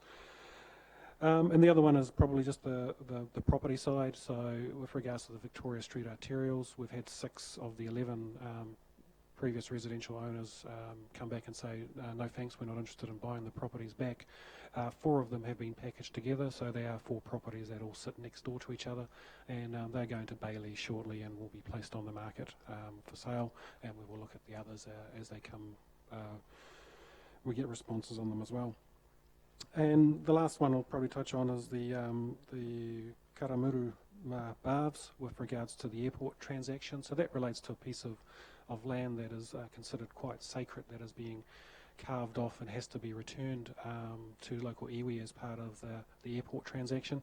That's going quite well. There's just a little minor issue around the title can't be encumbered, and unfortunately the navigation lights that sit in the middle of the lake, the power cable goes directly through that area. So we're just working through, and we've got 2 options to deal with it. So one option is to, and the iwi of considering around extending the power cable to McCoy Island for them in lieu of the encumbrance. And the other one is working with Airways, who actually own the navigation lights, and they're considering actually replacing it with solar powered one, which will remove the power cable and the need for an encumbrance as well. So other than that, that's all I'll cover. You mentioned, before I take other questions, just the destination Rotorua, have they already left the library, or are they leaving? They're leaving at the end of February, so February. they've secured a short-term rental in the Pollards building, and they will be moving on the day that doesn't exist, the 29th of February. Stuart? Yes, Madam Chair, on page 68 regarding CCTV upgrade, I'm pleased with the how that project's going, and hopefully due to be finished on the 21st of March. But Madam Chair, some time ago we had a portable CCTV, and I note with some interest that the issue of the gin traps in the redwood forest. It's an opportunity for those CCTVs to be portable ones to be positioned to either catch the culprits who are laying them or catch them picking them up. But I understand this CCTV, portable TV, has gone missing, that it was allocated to the police and that we don't have access to it. So I just wondered if it could be made a priority to report back to the next meeting as to where this CCTV is. I understand it was used about 12 months ago up on Mount Ongatar to catch the people who were dumping rubbish, and successfully, I understand. So, I mean, there are a multitude of uses that this could be zeroed to. It doesn't belong to the police, it belongs to the council. So I just wondered if it could be repatriated and used in an appropriate way, and particularly the gin trap issue.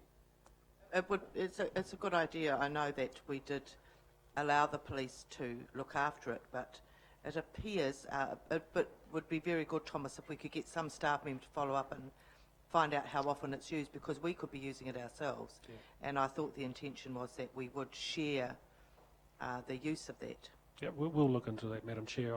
I seem to recall seeing it at an event recently, so I don't think it's gone missing, but we'll definitely touch base with them and confirm that for you. Yeah.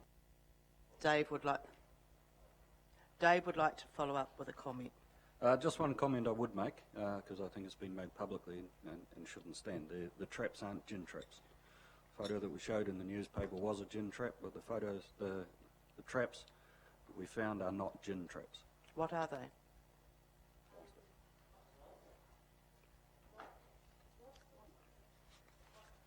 Possum traps. They don't have the teeth.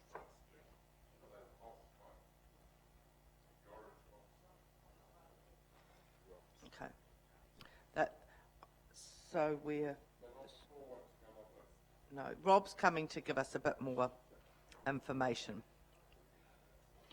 Very briefly from my trapping experience, yeah, the gin traps technically are toothed leg hold traps.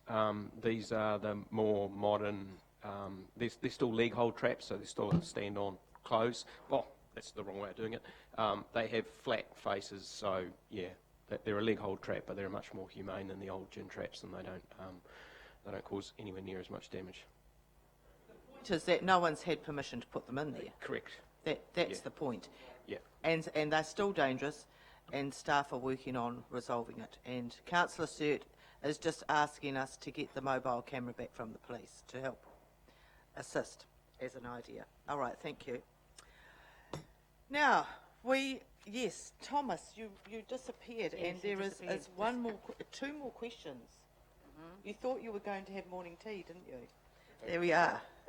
Not quite. Councillor Sarang, then just in Councillor regard- Gould.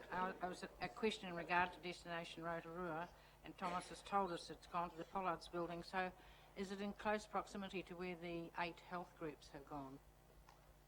Yes, it is. Same building, Exactly the same building, yes. same staircase? I would assume so. And you did say 11 properties in Victoria Street. Is that the total number of properties? So that's the total number of residential properties, yes. Okay. And the cost of the CCTV upgrade? What do you mean, Councillor? How much does it cost? 150,000, something like that, yes. Yeah, I just wanted to be reminded of the cost.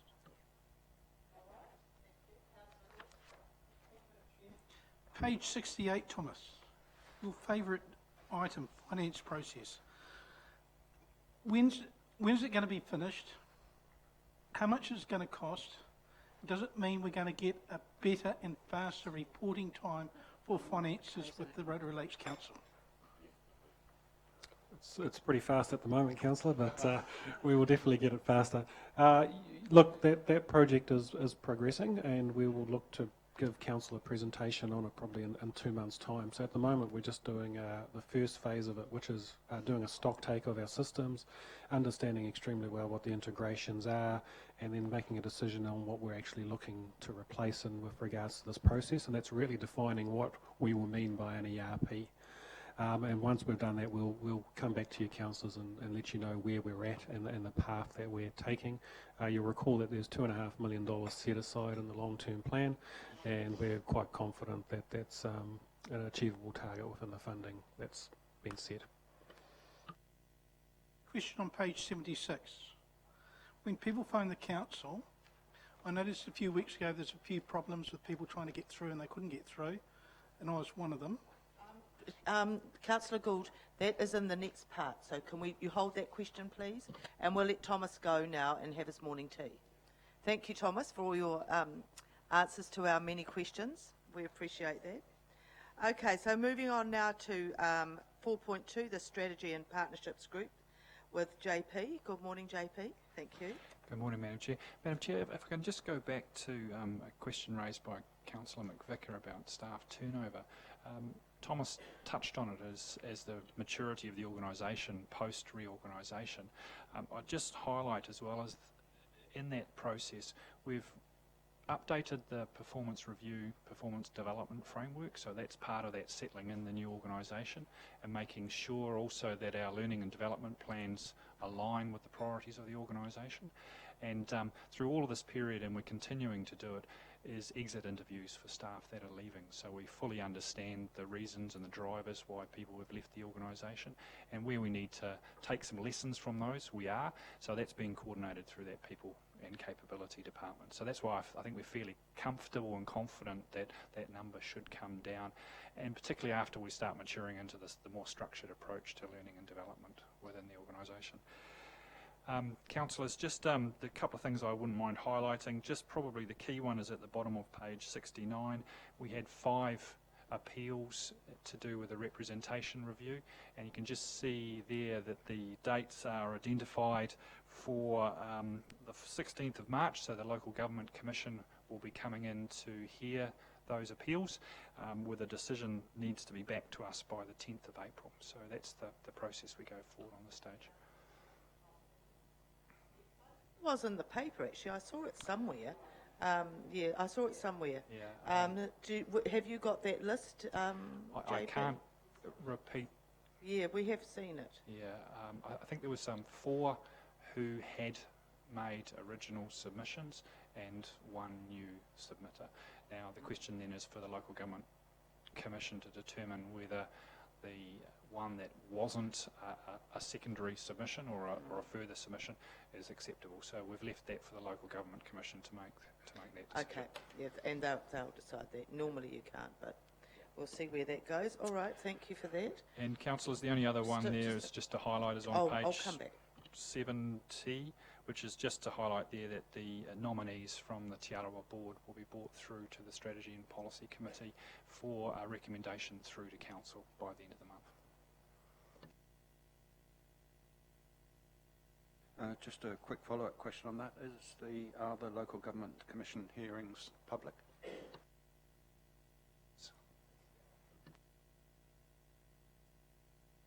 Yes, thank you, Madam Chair. JP, on page 69, where are we? The learning and development, and it says there that the bicultural capacity development plan has been drafted to lift the capacity of staff in support of the Te Arawa partnership. But surely it is also to assist in responding and supporting Māori citizens and ratepayers of the district. Because you wouldn't bring a plan in like that just because of to support the Te Arawa. So I just want to make that, because it looks a bit one-sided, and I would like that to be, well, I just wanted to make that statement, all right, because I think it's quite important. Madam Chair, that's an excellent point and very correct. And can I, while I'm at it, also just say, Madam Chair, that I know it's not in yours, but it's under the Kaitiaki Māori, and there's 3 sentences. I don't think that is sufficient. I would have liked some more commentary. I know that there are some significant projects and programs that our Kaitiaki Māori, our Monty has been involved with, and I think that is hardly sufficient information. Thank you, Madam Chair. Monty wants to make any comment, otherwise we'll, he perhaps could make it a bit more comprehensive next report. Right, so just remember while I'm waiting for Jeff to ask him, this takes us up to page 73, so there's no other questions? Oh, Your Worship? Yes, it is. It's a comment that over Christmas, I would like it on the record that we thank police for their support for the festivals that we had, the Glow Fest, the New Year concert and UB40, fantastic presence on the street. And it would be nice if we actually made that on the public record. Some of the problems that occurred later were at the end of the month. So we appreciated the on-the-street presence when we had it and would love to see it go right through the school holidays. Some good points. Where's Monty gone? Is he going to be commenting? Oh, we'll wait for him to come back. There's plenty of questions to keep us going. Councillor McVicker, Sturt, then Kent. Yeah, back to page 70. Online voting, I read pending any cabinet decision. Yeah. Correct me if I'm wrong, I thought we had to confirm that we were capable of complying with the requirements of online. We have done that, therefore, I presume, and hence we are waiting on cabinet. Just a clarification, if I may. I think that you're correct, that's right. JP? Yes, Madam Chair. What's happened to date is there's been a significant amount of work undertaken by those councils who had their names down to be involved in the trial. If you recall, DIA and the government's Chief Information Officer set out the criteria that councils needed to comply with. So Deloitte undertook a risk assessment for the councils involved, and that formed the basis of an assurance plan. We've completed our assurance plan with the provider, and that has been lodged with the Government Chief Information Officer and DIA, and that forms part of their information that they now present to Cabinet for Cabinet to make their decision. What happens with that assurance plan is that if Cabinet says yes, we will proceed, then we now have to implement that stuff post that February decision and before the election. And secondly, if I may, below that confidential information, are we any closer to coming up with a response or an answer as to the leakage of confidential information as a result of this person? If I can, through Madam Chair, we have had no information on where the leak has come from, no further information to Council, but we have started some work about reviewing our systems to make sure we are handling confidential information as appropriately as possible. And so we have been doing some work across the organisation to ensure that our systems are robust and that we are in control of any information that we have, whether it's commercial or sensitive in other manners. So, but there has been no further information provided to Council about a source of a leak apart from an accusation that was made late last year. Stuart. I just don't want to. I just don't want my colleagues to think, because of the brevity of a report, that there's not a hell of a lot of work being done.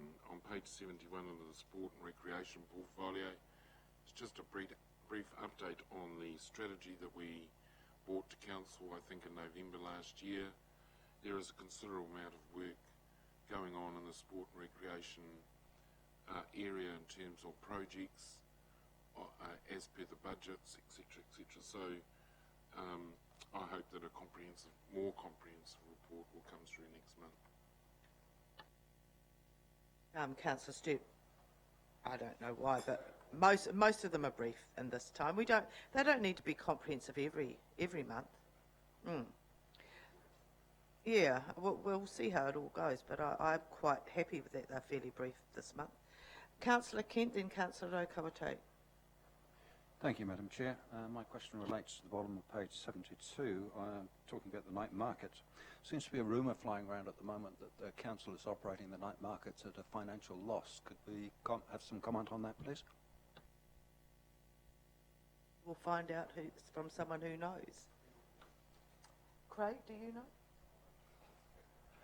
We have picked up on social media that there is an accusation that Council is losing up to $70,000 a year on the night market, but that is being investigated at the moment, and Thomas has his team working on that.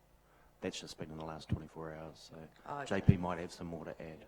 Madam Chair, I think when we presented to you, I think it was in November of last year, about the plan to extend the night market, so we moved it into the next block. Bridget Nelson sort of presented that, and she also highlighted to you that at that stage we built up a reserve, so we were making a profit from the night market account.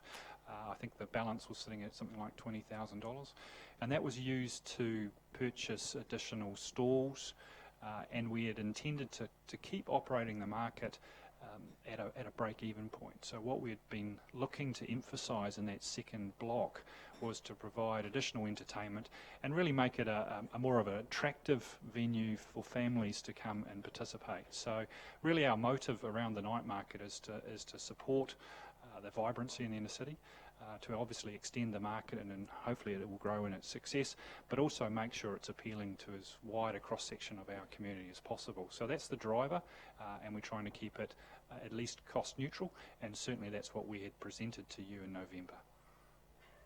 And that will come through in the next month, I'm sure. Just a minute, Councillor Rokawate. Yes, thank you, Madam Chair. It's just on page page 73, and it actually is concerning our new Christmas tree. And I'm going to be very brief, but it really is totally uninspiring, and it's not festive-like. So I'm just wondering if this new year coming, Christmas year, could we please put some nice coloured lights or at least something on it? It's just shocker. It's a shocker. So, I mean, kia ora for getting something that's going to be durable but endure, but it just needs to be more festive. Thank you. It was such a big fuss about the Christmas tree, though. Anyway, Councillor Hunt is now put her hand up, so probably good I left you till last, so you can respond to both. But I had some good information. I actually was very impressed that the staff was thinking so long term, because the Christmas tree will be cost effective, won't it? Because it's going to last so long with all the wind vents going through. Anyway, Councillor. Firstly, I'll just address the night market. There was a significant funding partner to set that up, which was Unison, which is why it was referred to as the Unison Night Market. It has never cost council any money. It has always run at a cost neutral. So any money spent was recouped by the stall holders, and it's just mischief making saying that it's been running at a loss. We've got the money that we have accrued, and that's being spent to enlarge the night market. patronage has doubled. It is a success. And somewhere I read that someone said we should look at what everyone else is doing. That actually made me smile, because we're the night market in the country that everybody else is looking to see how we run it, because this has been deemed to be the most successful night market in the country. We're leading the field in this area, and we're growing and getting stronger and stronger. So that's the night market. The Christmas tree, last year, unfortunately, the tree had an extension put to it due to a significant wind event that meant that the tree broke, simply. It couldn't be repaired, so we needed a tree fairly quickly. We weren't going to be caught like other councils were, getting one from China or and having it not arrive. So we used a local supplier, and we appreciate that, yes, there are improvements that could be made, and yes, we will like to enhance the wood theme and make it more colourful. That will be part of the future focus for the heart of the city centre. So I do take all those criticisms on board. It is robust, it won't blow over, it won't bust, and it will last. And those were significant factors too. Thank you. And we had one, so. We did. We had one, and that was very, very good. I mean, we did have a bit of a rush on there, didn't we? So I think it was a good start, and you can see it can easily be improved on. Councillor Bentley. Thank you, Madam Chair. If I can give a little brief history lesson on things regarding Christmas trees. Back in 1982, when the Eyesight was the Government Tourist Bureau, they used to have a large sequoia outside, which was classified as Rotorua's Christmas tree, and it was decorated every year. As time went by, this tree got diseased and was removed. At that time, back in 1982, the parks of the day decided that they would plant a replacement tree down at the lakefront. And this sequoia that is down there is now a beautiful specimen. It even has power running to it, because that was put in at the time that we did the lakefront development. And one would think, A, it's paid for, B, it doesn't require storage, and it's a beautiful specimen. Why don't we use that? It's also made of wood. That's very good points, actually, Councillor Bentley, and if you'd let us know earlier, we might have been able to do that. Okay, well, that's fair.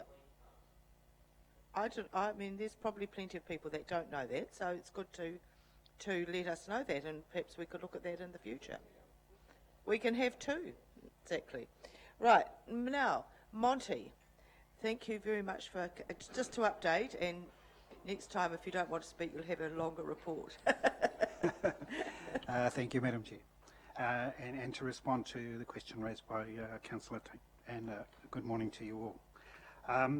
The capability program that Councillor Tate is referring to is we have developed a framework within the organisation and for the organisation, and that framework has come about as a result of doing a health check, is the word that we use, on where the council currently, where staff currently sit in terms of their cultural capability, my word.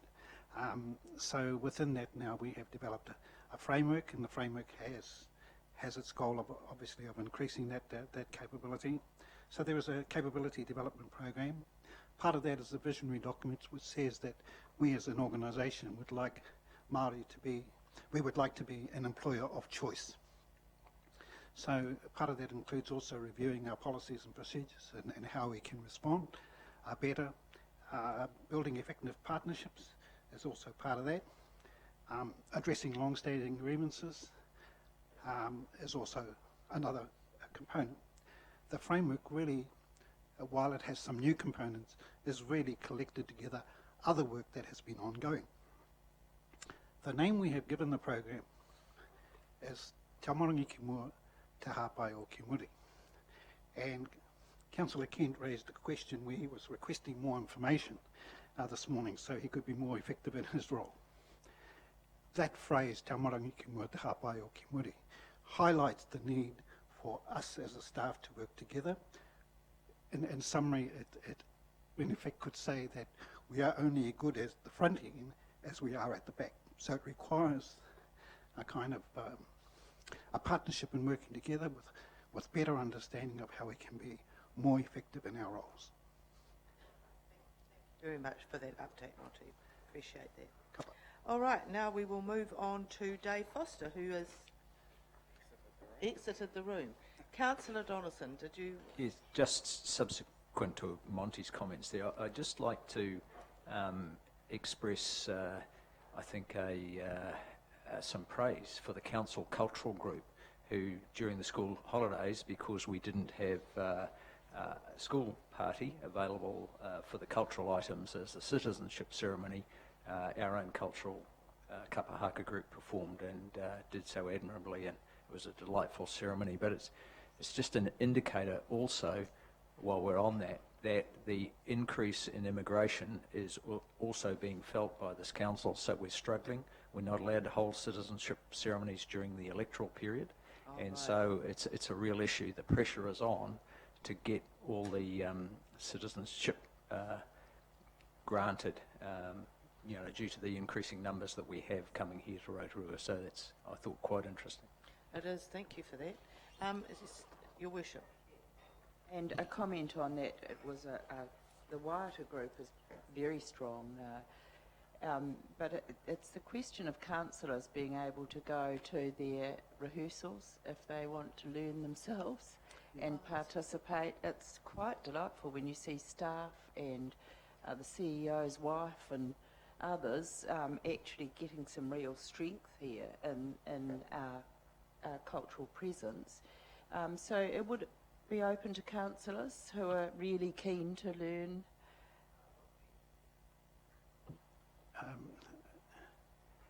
The answer to the question, the short answer is yes.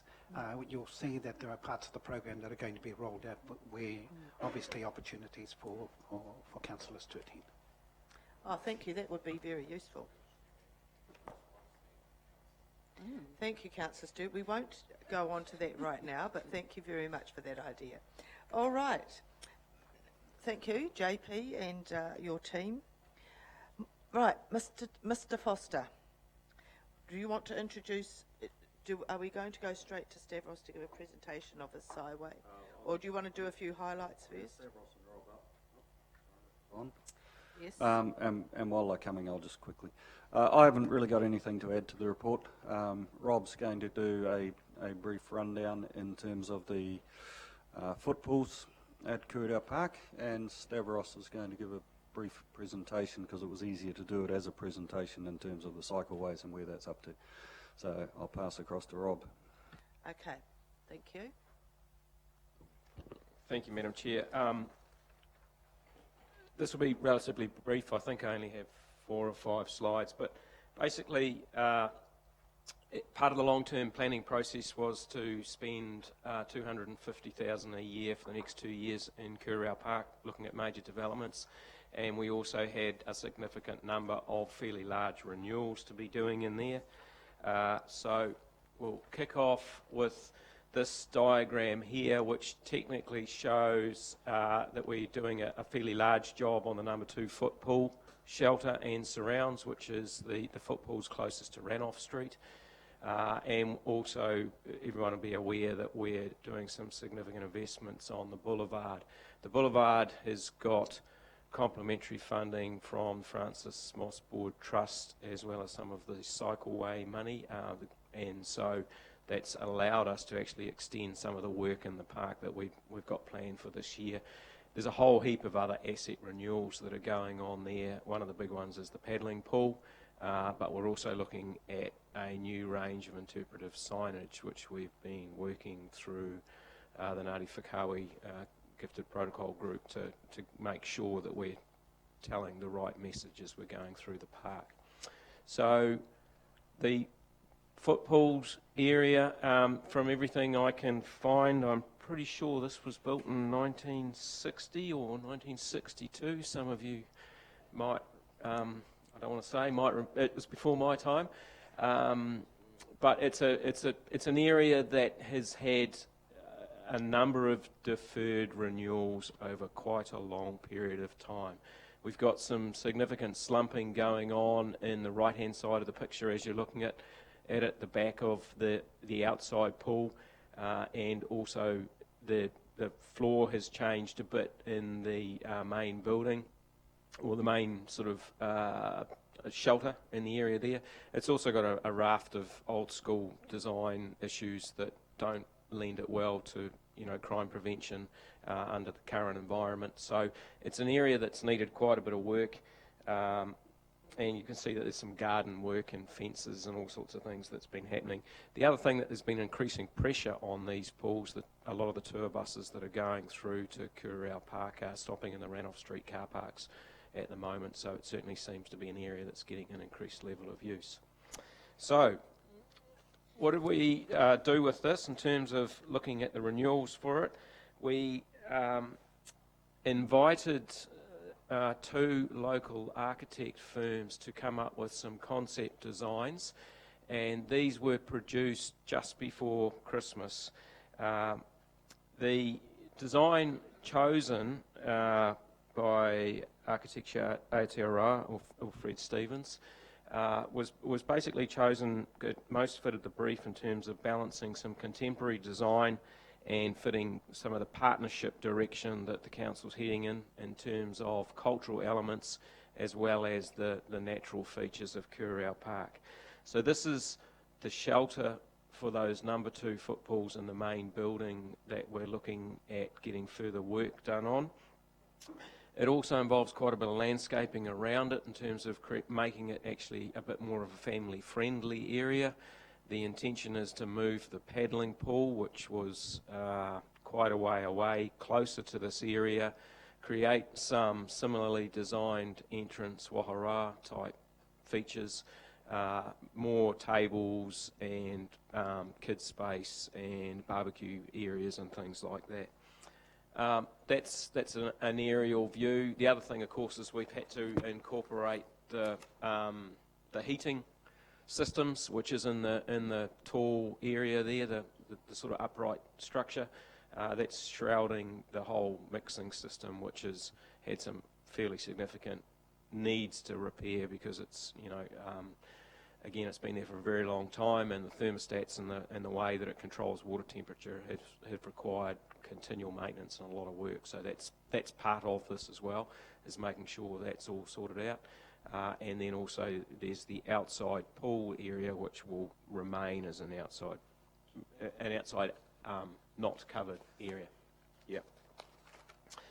And so where are we at the moment? We've had the concept design produced, came out just before Christmas, and was notified to the councillors and then made it to the media very soon thereafter. We've had stakeholder engagement with Pukeroa Ruafota, who've come back with a very supportive view of the way that the concept's holding at the moment. We've put a resource consent in on the concept. It's a significant natural area, so it requires resource consenting. Geotechnical reports we've commissioned to make sure the ground stability can hold up those sorts of structures, and we have had the field investigations done for that. We're awaiting the report. Following that, we would then go into the engineering detailed design from architect, building consent, and through the rest of those processes. Building consent, if everything flows according to plan, we might be looking at trying to get that in 3 to 4 weeks lodged. Tender, demolition, construction in the April-May period, and the landscaping kicking in June and running in through the new year.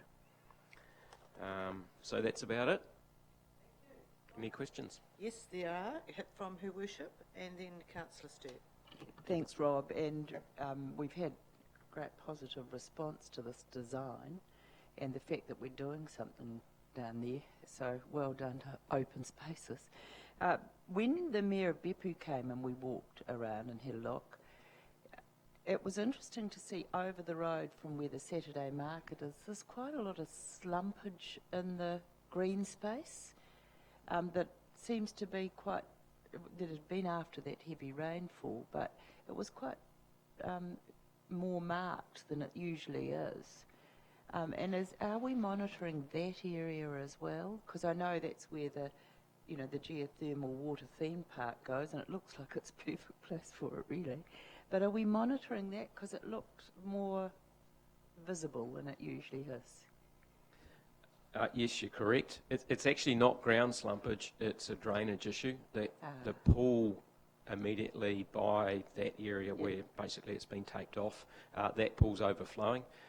It's become quite a bit more active, and we need to do some work on getting that water drained away. But that whole area is very low lying, and part of any further development would involve having to, lift the area for any works on.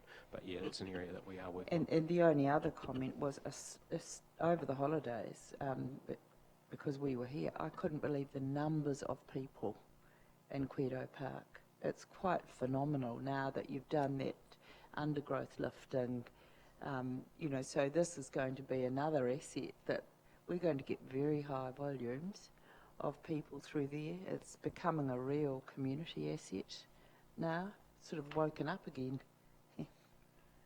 Yes, certainly the feedback we're getting is that there's a much higher level of use in the park. We'd have to recommission some reports to try and understand it, but I think some of the cycleway counters may be going in there as well, which may help get a handle on changes in levels of use. Right. Councillor Stu?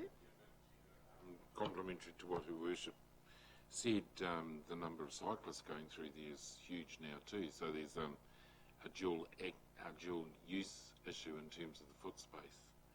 So one thing that is concerning me, Madam Chair, is I'm delighted with this design, but one of the greatest features of this facility down there was the division of this away from the paddling pool. Now the paddling pool was ostensibly as a Rotorua icon in terms of preschoolers. People can go down there and picnic, the water's only this deep, and the littlies are away from that open pool there. I would not like to see, and I was alarmed to hear your comment, that there is a view to bring the paddling pool closer to that pool.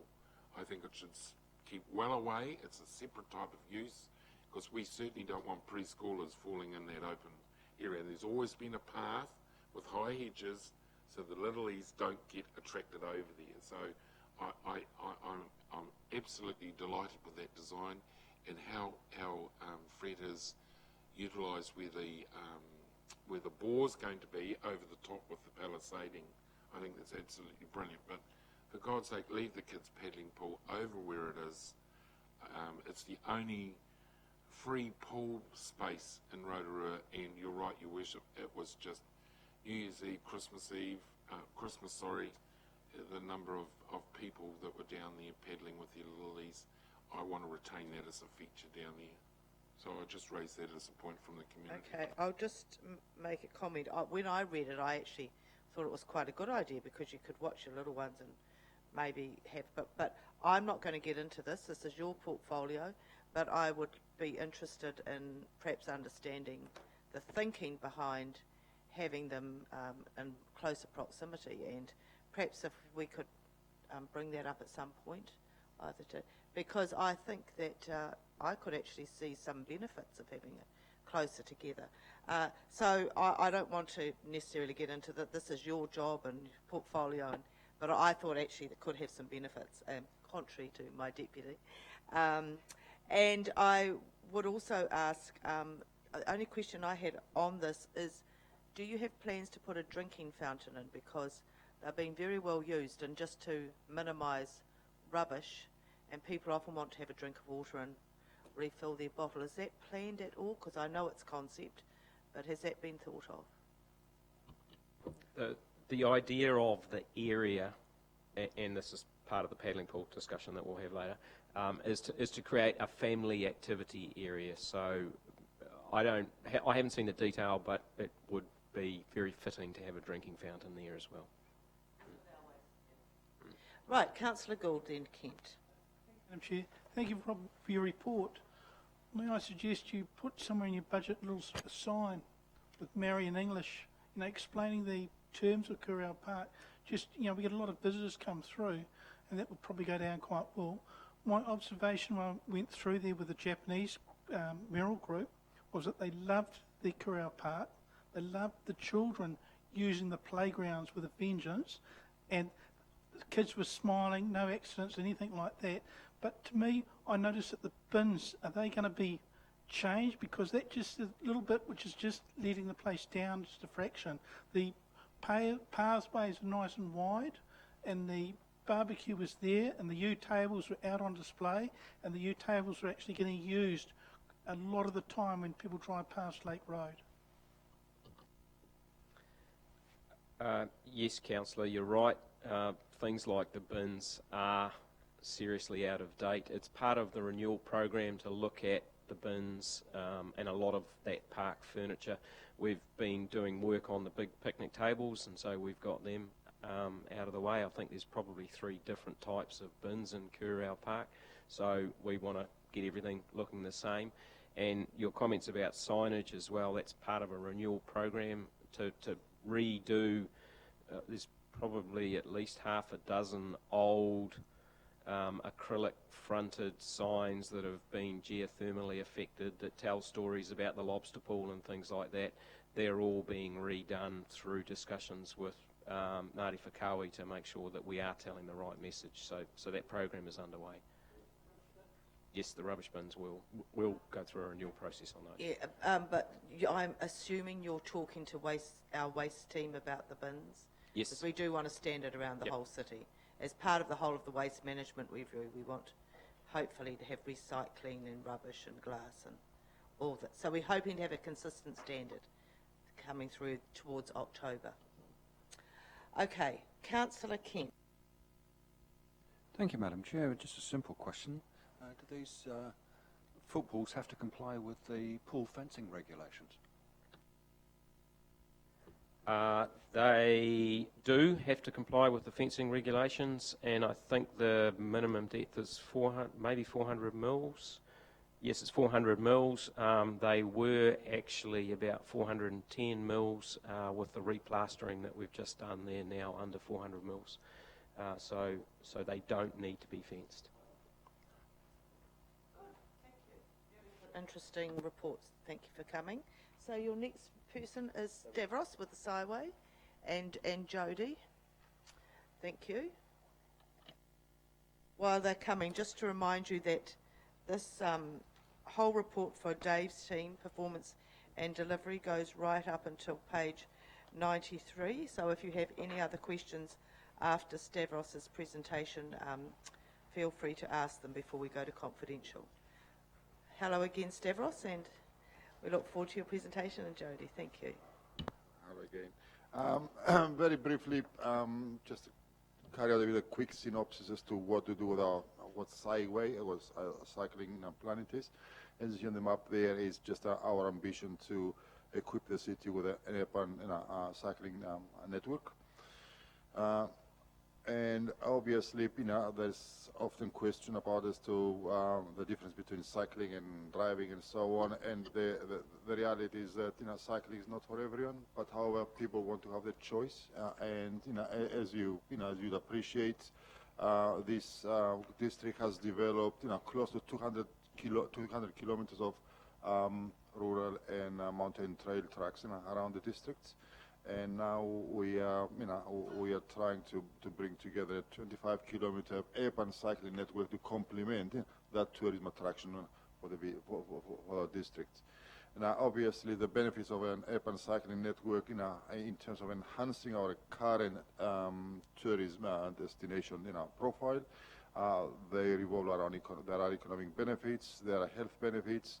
There are also, current and future traffic and transportation benefits, and obviously there are financial benefits for the organization in that, the more we attract people onto active modes of transport, there's a more economic efficiency in our general infrastructure and help the environment. And for those who use it, often they think it's fun. There are a number of reasons why people tell us why they are not using cycling at this point in time, and not just in Rotorua, but at the national level, and international evidence shows too that a lot of people think it's not safe to mix cycling with normal traffic. They would like to see more dedicated corridors and lanes for cycling.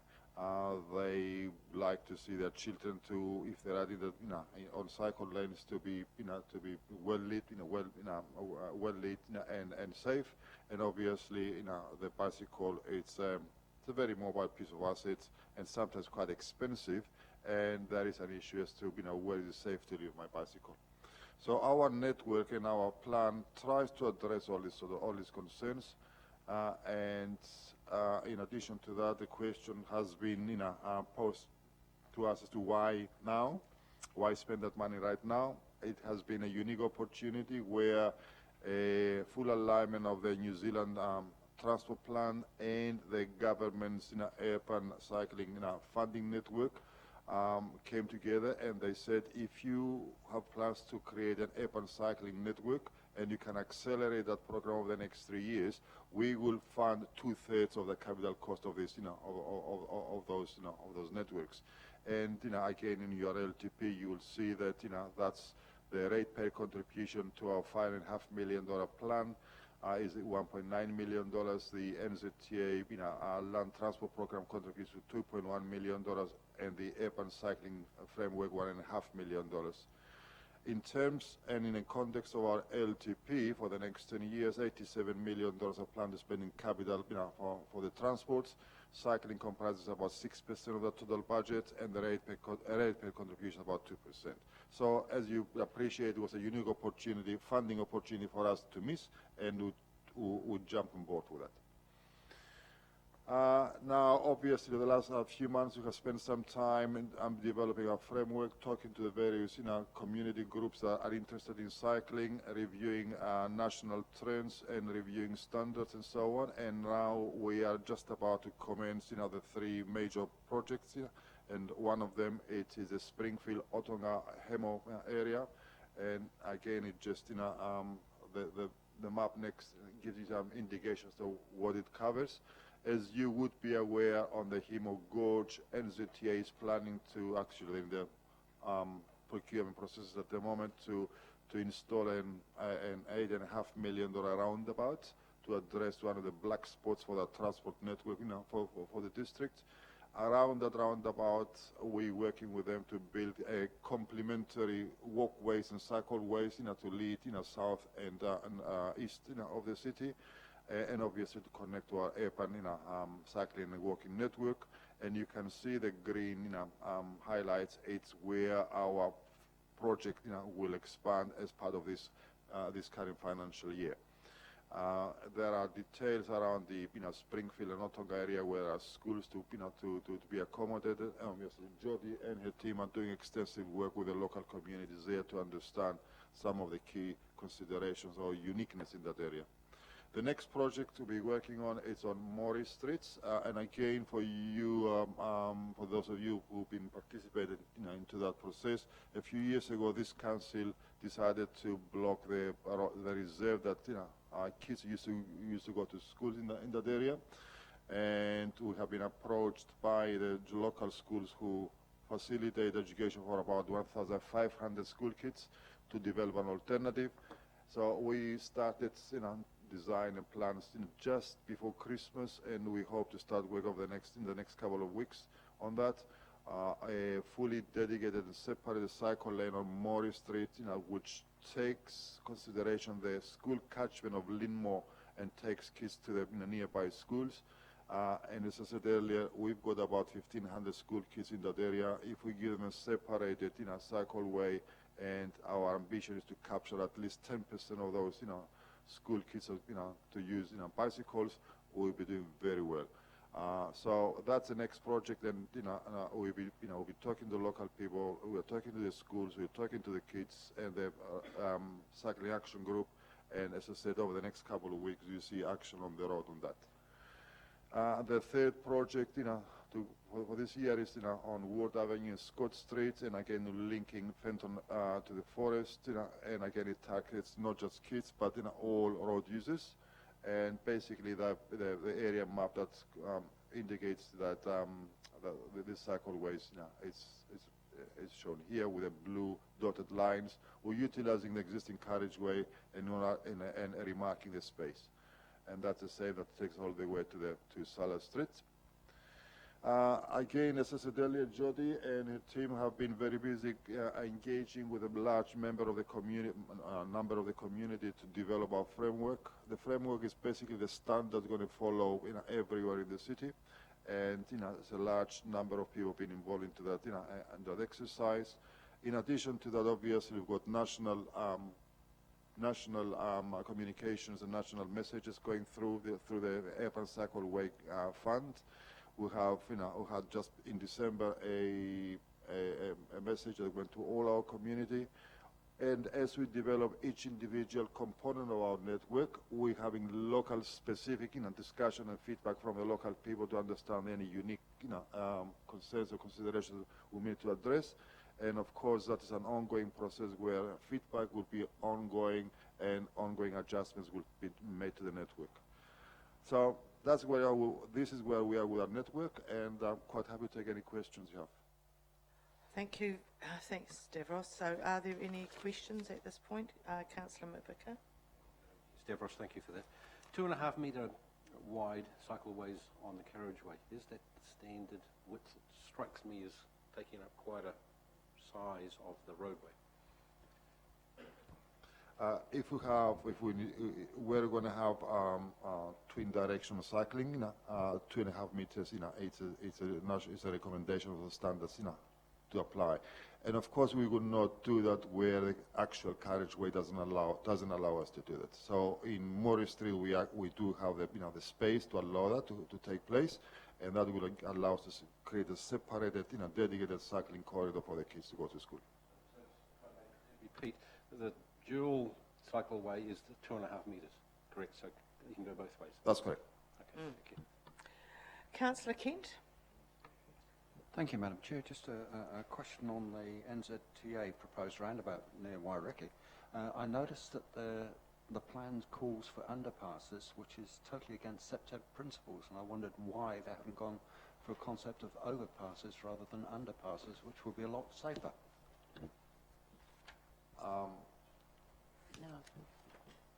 Of course, there are a number of reasons why the roundabout itself, or the vehicle traffic, is raised above the ground, is to give it more visibility. One of the reasons, or the horrendous accident record for that location, is just there is a bit of a dip, and traffic doesn't have good visibility. So raising a roundabout higher up, so can give it a better visibility. And again, the SEPT principles in terms of underpasses, you will find, Councillor Kent, that will be a very well-lit area, and it's going to be all short, distances, so plenty of daylight through that. So not going to be tunnels. So, but as I said, at the end of the day, it's always going to be a matter of balancing the causes for vehicle traffic, crashes versus an ability to navigate pedestrians and cyclists through. Thank you, Your Worship. I just wonder, can you go back to the slide on the costings? Because we need to be really clear on that. So have you got the costs per project? Because you've got the three, Morey, Ward and Scott. Can it be broken down just for the public when we go out with your district-wide communication? Yeah. And the shared funding, that's something that's not understood really. It wasn't on the green corridor. So, you know, the communication's got to be very clear about the shared funding there. Yeah, no problem at all. Councillor Rotorua. Yes, thank you, Madam Chair. Thank you. I think the communications area is actually really important because I am now cycling. I'm not very good at it. And I'm a bit unsteady. But the good thing about it, I noticed in the last 6 months, that motorists are becoming more aware. And that's very helpful to me. It gives me a bit of sense of, yes, somebody's actually looking out for me, although they're driving a car. So I think the more we can get into in terms of communication, it's helpful, not only for the motorists, but also for cyclists to get some sense of more safety assurance and things like that. But yeah, I'm cycling. Okay. Jodie's here, and she might like to comment on bikes in schools. Very brief update on what that's about, and that might help Councillor Rotorua. Not that she can go actually, but she could go as an extension perhaps. Firstly, thank you, and it's wonderful to hear that you're cycling. Well done. So, yes, we are looking at the potential of a bikes in schools model over at Owhata and Makoia, perhaps as a shared process, and that's a model that's been used throughout the country really successfully to get children on bikes and to help educate them with the skills around safe cycling, and then the roll-off effects of that is they usually get their families involved, and then hopefully Christmas presents and birthday presents become cycles, and we get more people cycling. Just on your other point about the communications, we're working really, really closely with our team in-house, and we've got a lovely plan coming together, and we are looking to address all of those issues, and we're trying to break down the myth of cyclists and how they're perceived. We're preferring to say people who ride bikes, and we're trying to make it seem that everyone can ride a cycle. It's not just about that group of lycra-clad cyclists that are out there. Worship? Just on the communications, Jodie, will we have an app ultimately about the Cycleway network?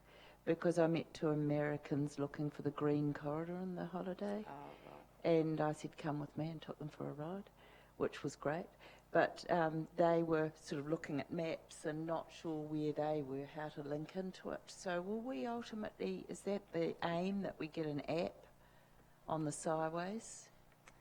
Yes, so that's part of working with our communications team.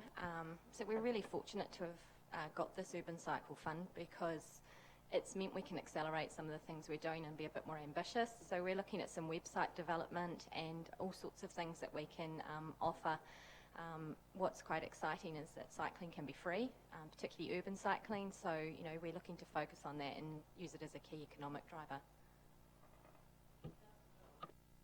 Thank you, Madam Chair. It was just a comment, a bit of feedback from the NZTA annual report card. And one of the issues we face in Rotorua is the air quality issue, and the 12 exceedances in 2014 of the air quality. But the NZTA report says that vehicle emissions account for 17% of our particulate matter in our environment. So I think this is really important. If we can seize this opportunity to get a culture change and get more children cycling, we'll have that added benefit, that added environmental spin-off, because with fuel prices staying low and 5,000 more vehicles in the Bay of Plenty over the last year, and we all understand the pressures that we've had in terms of vehicles on our roads over the summer, it's a real issue, and this is one way of tackling it. Thank you very much for mentioning bikes in schools. Your attendance and my chair at Okoya Intermediate just recently certainly gives me confidence now in seeing the Moray Street, because it links straight to the two schools that will be part of the pilot.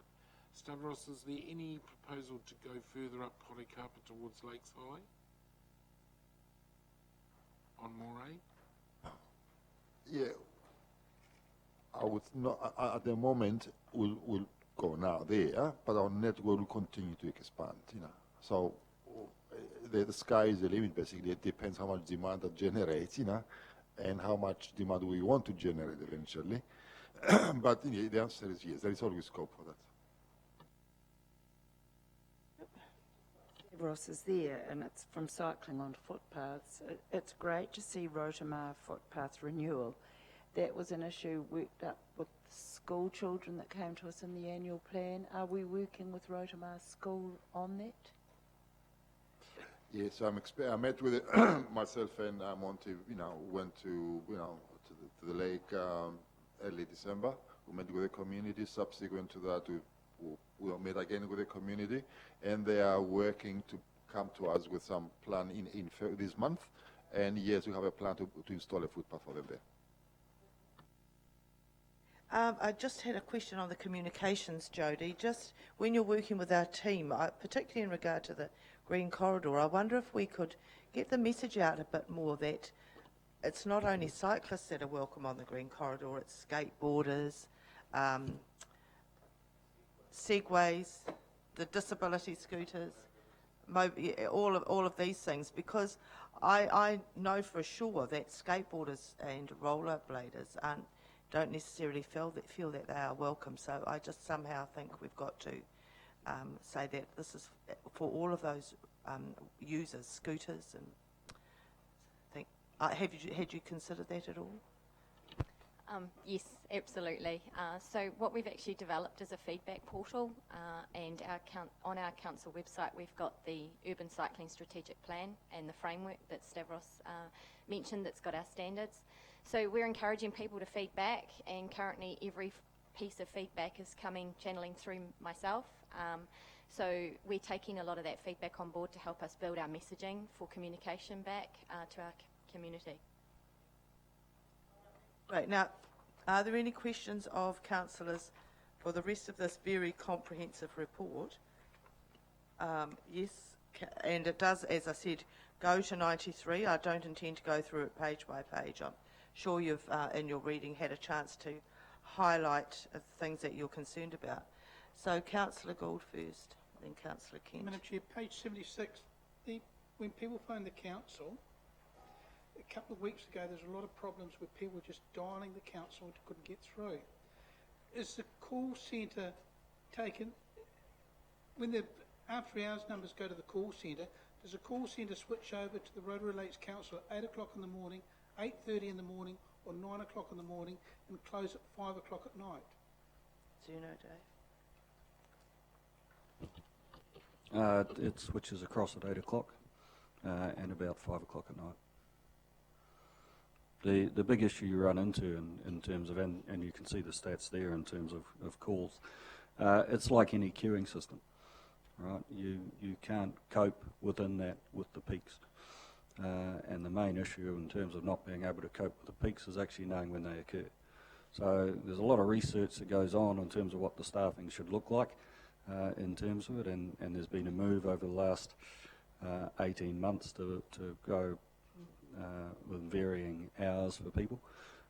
So, full-time equivalents being broken into a couple of staff working 20 hours. That gives you quite a lot more flexibility in terms of what happens in terms of peaks and that type of thing. The issue you run into with any sort of system along those lines is that sometimes you hit a peak that doesn't hit the standard normal element of a peak, and that's when you see statistics like this, such as the abandonment rate. So the abandonment rate doesn't mean that one call in 20 drops, right? It means that there's a lot of time where all the calls are being answered, and there's a bit of time when actually the number of calls that are coming through are such that they can't be answered. Chair, further to that question, can it just be reported that, when ratepayers Rotorua phone the after hours number, that the call in Palmerston North is answered, it is reported back to the Rotorua Lakes Council either by an email the next morning, or if it is an urgent matter, then a staff member will be notified?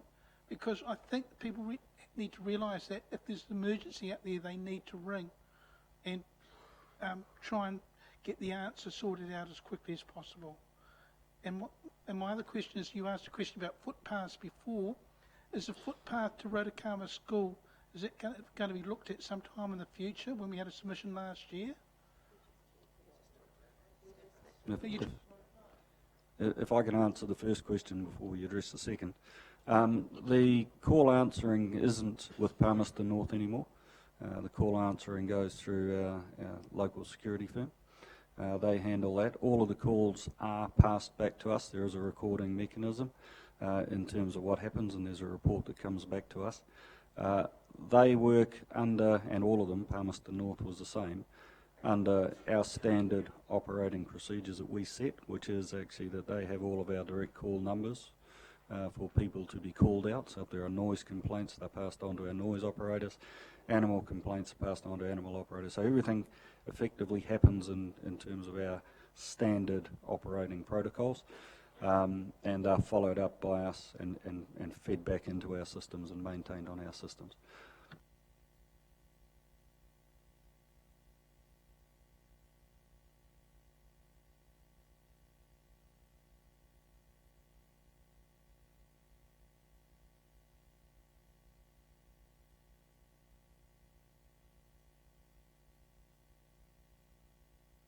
Councillor Gould would have heard your answer.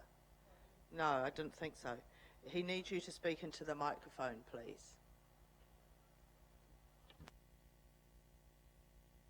As I said earlier, we are talking to the local community there and, to improve the food pass in that area, and we're waiting to hear back from them, and we will be feeding into our programs.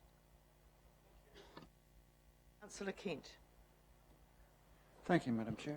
I'd just like to compliment Paul Spurtle and his team for the report that appears on page 74, which actually gives a much better feel for what is actually happening in terms of numbers, contents and so on. And just thank you. That's very good. It is a lot clearer, I would agree. Okay, so that's all. Thank you very much. Right, now we'll move into confidential. So could I have a resolution to go into public excluded? Moved Councillor Sturt, seconded Councillor Rotorua Tate. All in favour, please say aye. Against, carried. So we're just a couple of minutes and then we'll go straight on. Everyone's leaving the table. We weren't going to be that long.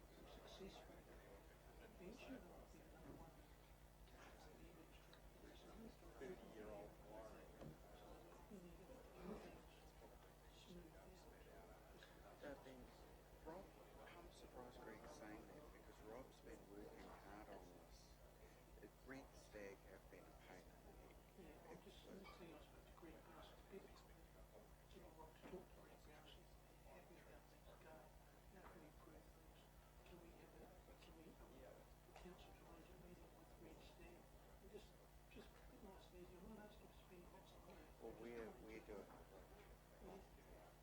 It's just working with them and seeing the easement of working